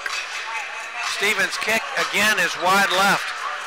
That's okay. We'll take that. Yeah. And so the Grizzlies don't get a chance to run it back. And the defense of the Roughriders will try to put the pressure on quarterback Neal. I don't know if we've ever heard anything, Glenn, about what happened to Greg Hardy.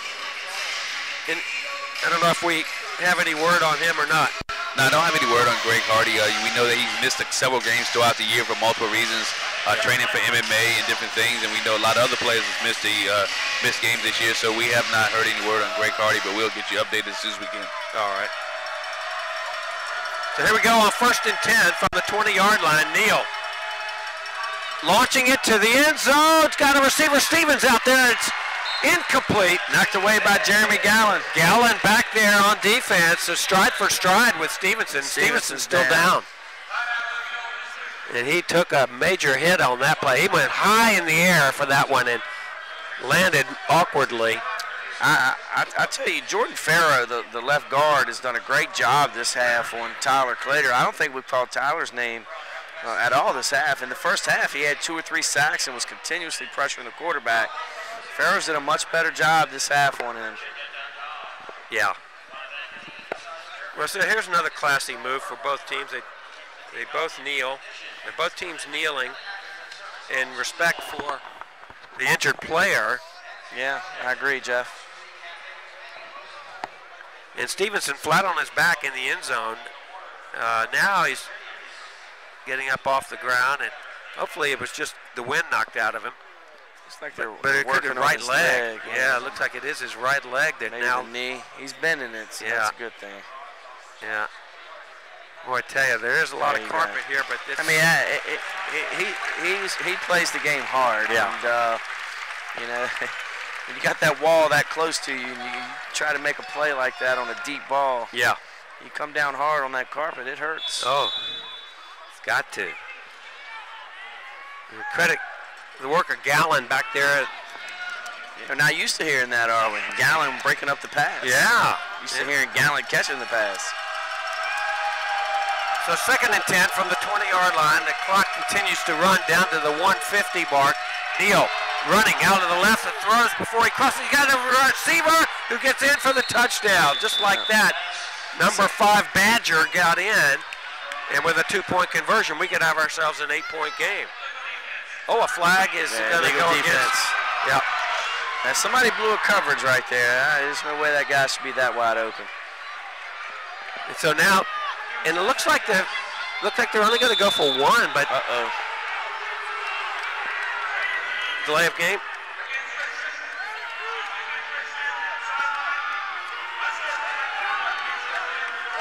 So 2 penalties against Richmond.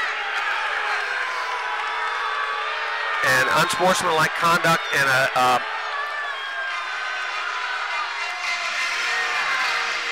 the other penalty that is on the defense as well. And a game and unsportsmanlike against the defensive coordinator for Richmond. Yeah. So they're going for 2 here. That would possibly cut this to an 8-point game. So Stevens in the shotgun. The ball's at the 3-yard line. It's a running play to the left. Stevens turns the corner, and I think he got in. And he did. Yep. So it cuts the lead of Richmond to 8. 64-56 now with a minute and a half to go. Do you see an onside kick here? I don't think so. You don't? I don't. Not yet. You know, but you never know. At the penalty, they're getting the yardage. Right. They may onside kick it. So. You know, because it's harder to score if they recover an onside kick around the 10. I mean, if they don't recover it and Richmond got it, I think Richmond does better when they've got their 30-yard passes. Yeah. But we'll see. You know, and normally I would say, hey, let's try to kick one through the uprights, but I don't think this kid's got strong enough leg to make it. We'll see. I mean, when I watch Gallen back there, he stands at like the 5-yard line. Most of the times in Arena League, you see your kick returner, he's all the way back there by the wall. Yeah. You know, Gallen's, you know, most of this game has been standing about the 3, the 4, the 5-yard line, and so we'll see. I think you're going to see a hands team out here. I think they're going to kick an onside kick here. I think they've got all their good hands people out there on the front line. And if I'm not mistaken, they've got a delay a game and an unsportsmanlike. So that's 15 yards in penalties. Yeah. As soon as this kick is made, it'll be backing them up. So if you try the onside kick, Richmond gets it at the 15, you're still going to back them up to the 20. And that helps Richmond. Yeah. So you might see it boom it away. So here we go. And they're going to go with the onside kick. And it's Richmond picking it up. Lake's going to score. Into the 5-yard line. And it's did they get it? No, they're going to stay out of bounds. Out of bounds, they're going to say. Looks like around the 4-yard line, but you know, now they're going to enforce the penalty, I'm guessing. Yeah. Number 7, Darren Lake made the reception on the far side, and they'll get it at the 4, and then they mark off these penalties. And it's 2 major penalties. So with a minute 25 in arena football, these 2 penalties on the last play, the touchdown play, can be enforced against Richmond here. Hey guys, I want to interject here. I didn't like the onside kick. You got a minute and 31 seconds left, and then remember the clock stops after 1 minute. Yeah, so I didn't like it either. They got 3 timeouts. You got 3 timeouts left. So the only reason I would have liked it is because they knew they were going to back them up 15 yards. Yeah, and you can't let them get down to the 4-yard line. If you don't get it and you get them on the 15, you back them up to the 20. That's a little different. Yeah. No harm, no foul here. Just a good return. Yeah. So from the 19-yard line, Richmond will have it 1st and 10 with a minute 15 to go, and the clock will run. Run the play clock down. Yep. They should snap it. They got 10 seconds on the play clock. Kent back to pass out to the right flat. A safe pass to Meacham gets a couple of yards. There's a 1-minute warning. A 1-minute warning. 59 seconds to go. So Meacham with the catch is 2nd or 3rd of the night. And 59 seconds to go in this one. A timeout by Richmond. An 8-point lead for the Roughriders, 64-56. And they're trying to get one more score here. It's going to be Meacham, Gallen, and Carter in there at wide receiver. Williams remains as the fullback. Let me ask you a question, Jeff. If you get to 4th down, you're up by 8. You kick a field goal? I would. You got a great kicker. You got a great kicker. Make it the 2-possession game. Yeah, I think I would too. Be interesting to see how the Richmond coaching staff handles that situation. Yeah. If it comes up. Maybe even have some running plays. Yeah, get him in the middle of the field. Get it to the middle of the field. Kent throwing left side corner with the reception inside the 5-yard line. I'll tell you, that's that pass they ran earlier to Meacham down there. He throws that out route very well, that deep out. Yeah. Carter in a lot of pain out there. Yeah. And he had the alertness and focus to pull it in, and he was hit hard at the 4 or 3. And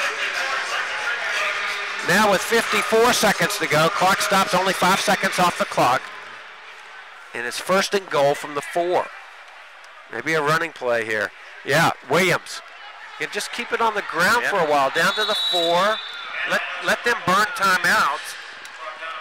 At the 49-second, no, the clock stops automatically, so you don't need. So no timeouts right. If it's a tackle for loss, then the clock stops. Yeah. You don't gain positive yards, the clock. And I like that. That's a neat little rule that the Arena Football League has.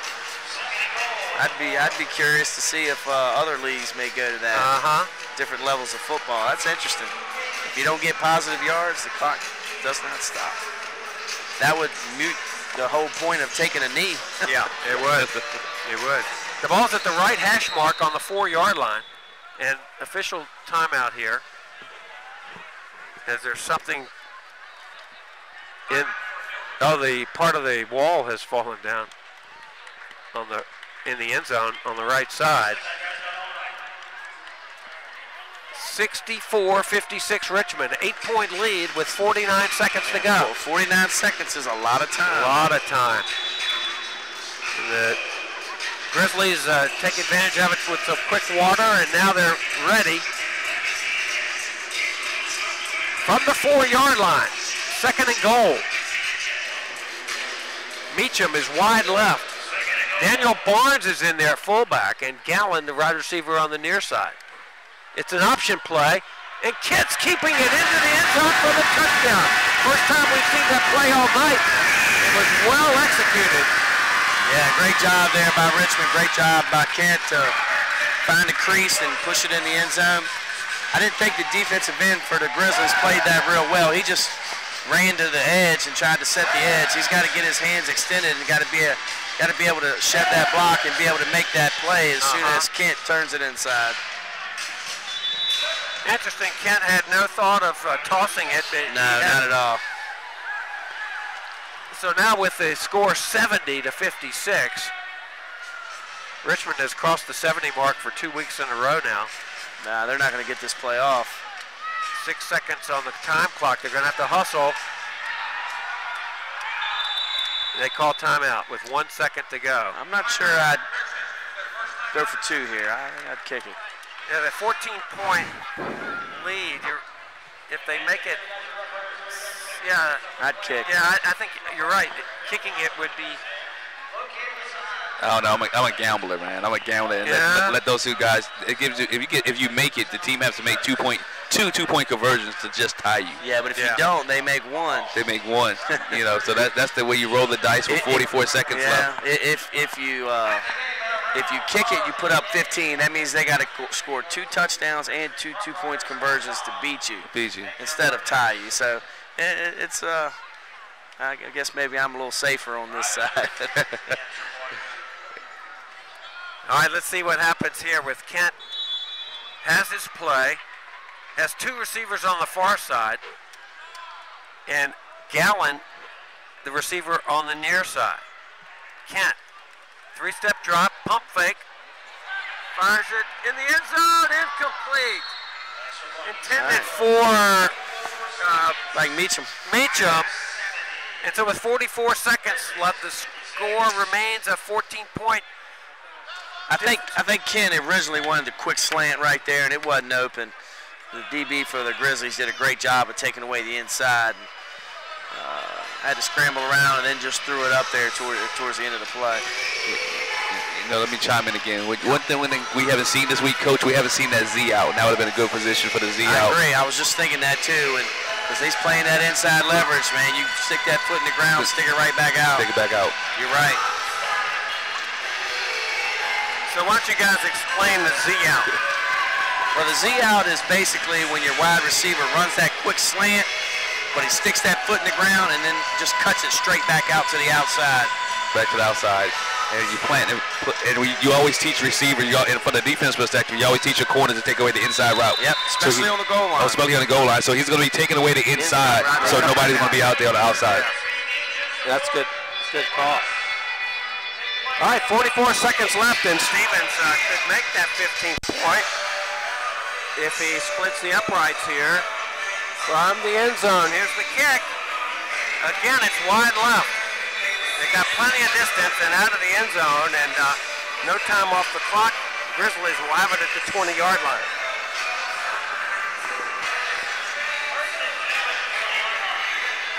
So, Daquan Neal, out of Elizabeth City State, as Coach has mentioned, has done maybe more damage with his legs. Yeah. A.J. Stevenson's back in the game, and you know, Trevon Badger has done well when he's been in there for Jake Holmes the last quarter and a half, so to speak. Jackson is the fullback to the right of Neal in the shotgun. In motion, Stevenson to the right. Neal steps up, he's going to run, and not going to do it. He's got a yard gain or two. No sack on the play, but with the tackle, big number 92 for Richmond, Noel Clark. Yeah, and Tyler Clater was in on that one too. First time we've called his name the second half. So the clock stops at 38 seconds with the timeout. And I tell you, he had a dig route open about 10, 15 yards down the field. If he could have just held it for a little bit longer, he had a guy. He got 3 yards on the scamper, 2nd and 7. But the clock is becoming more and more important with 38 seconds to go. It's at the 23-yard line, still in Grizzly territory. And the Grizzlies trying to dial up a play, which they've had several that have been, they have had triples to the far side. Now they split one of them off to come in motion to the left. Neal looking right, fires towards the end zone. Too far for Stevenson. I think you're going to have illegal motion right there. The receivers weren't set. Yeah, you're right. When that guy went in motion. The flag is thrown. Illegal shift to call. Yeah, 2 men in motion. It'll cost them 5. It'll still be 2nd down. And they're back to the 17-yard line, though. And 6 seconds went off the clock. It's a 14-point Richmond lead, 70 to 56, and the Grizzlies are moving in the wrong direction. It's 2nd down and 13 yards to go. Neal in the shotgun. Looking. There's that dig route. He's still on his feet. Down holding is going to be the call. The pass is going to be caught. This will come back as Badger made the reception. But offensive holding, believe the call against the Grizzlies.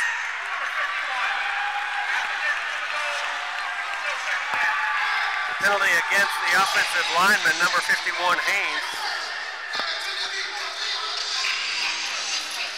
And that'll back them up half the distance to the goal. Clock is down to 22 seconds to go. Yeah, keep on ticking. And they're back to the 8-yard line.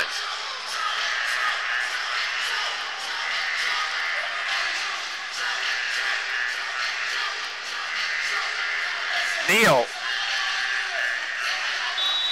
will have to work some magic here, as they need 2 scores in 22 seconds. Standing at the 5. Neal looking, fires out to the right. A wide open Stevenson at midfield. And he's upended with a terrific tackle by Reese Thorne. That was a touchdown saving tackle. Yeah, it was. If he gets by Reese, there's nobody else back there. Stevenson had nothing but, I would say green grass in front of him, but not on arena night. But that leaves 14 seconds to go. It was a first down pass. But a terrific tackle by Reese Thornton will keep Stevenson from scoring. And you know what? They doubled the deep guy and gave the underneath route. I'm okay with that. What you can't have right there is that deep guy scoring that touchdown. You know, make them burn another play, waste some more time. If they end up scoring, they're not going to have much time left. You're up by 2 scores. You can't give up a touchdown quick. Make them drive the ball down the field. Yeah. So the ball spotted at the 16-yard line. There are 14 seconds left on the clock. Richmond up by 2 scores, 70 to 56. And Grizzlies need to score on this play, kick an onside kick after at least a 1-point conversion. Give them the underneath.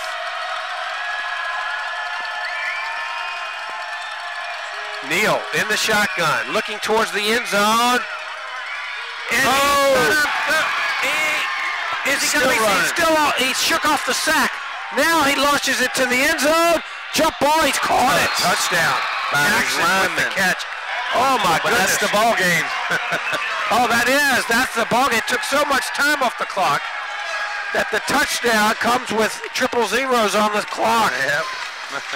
Well, Neal, heck of a play by Neal. I mean, he shook off a would-be sack. And you know what? That was definitely a push-off in the end zone, but you'll never get that call at the end of the game like that. No, you're right. Jackson, the fullback, made the catch, and it'll go down as uh-oh.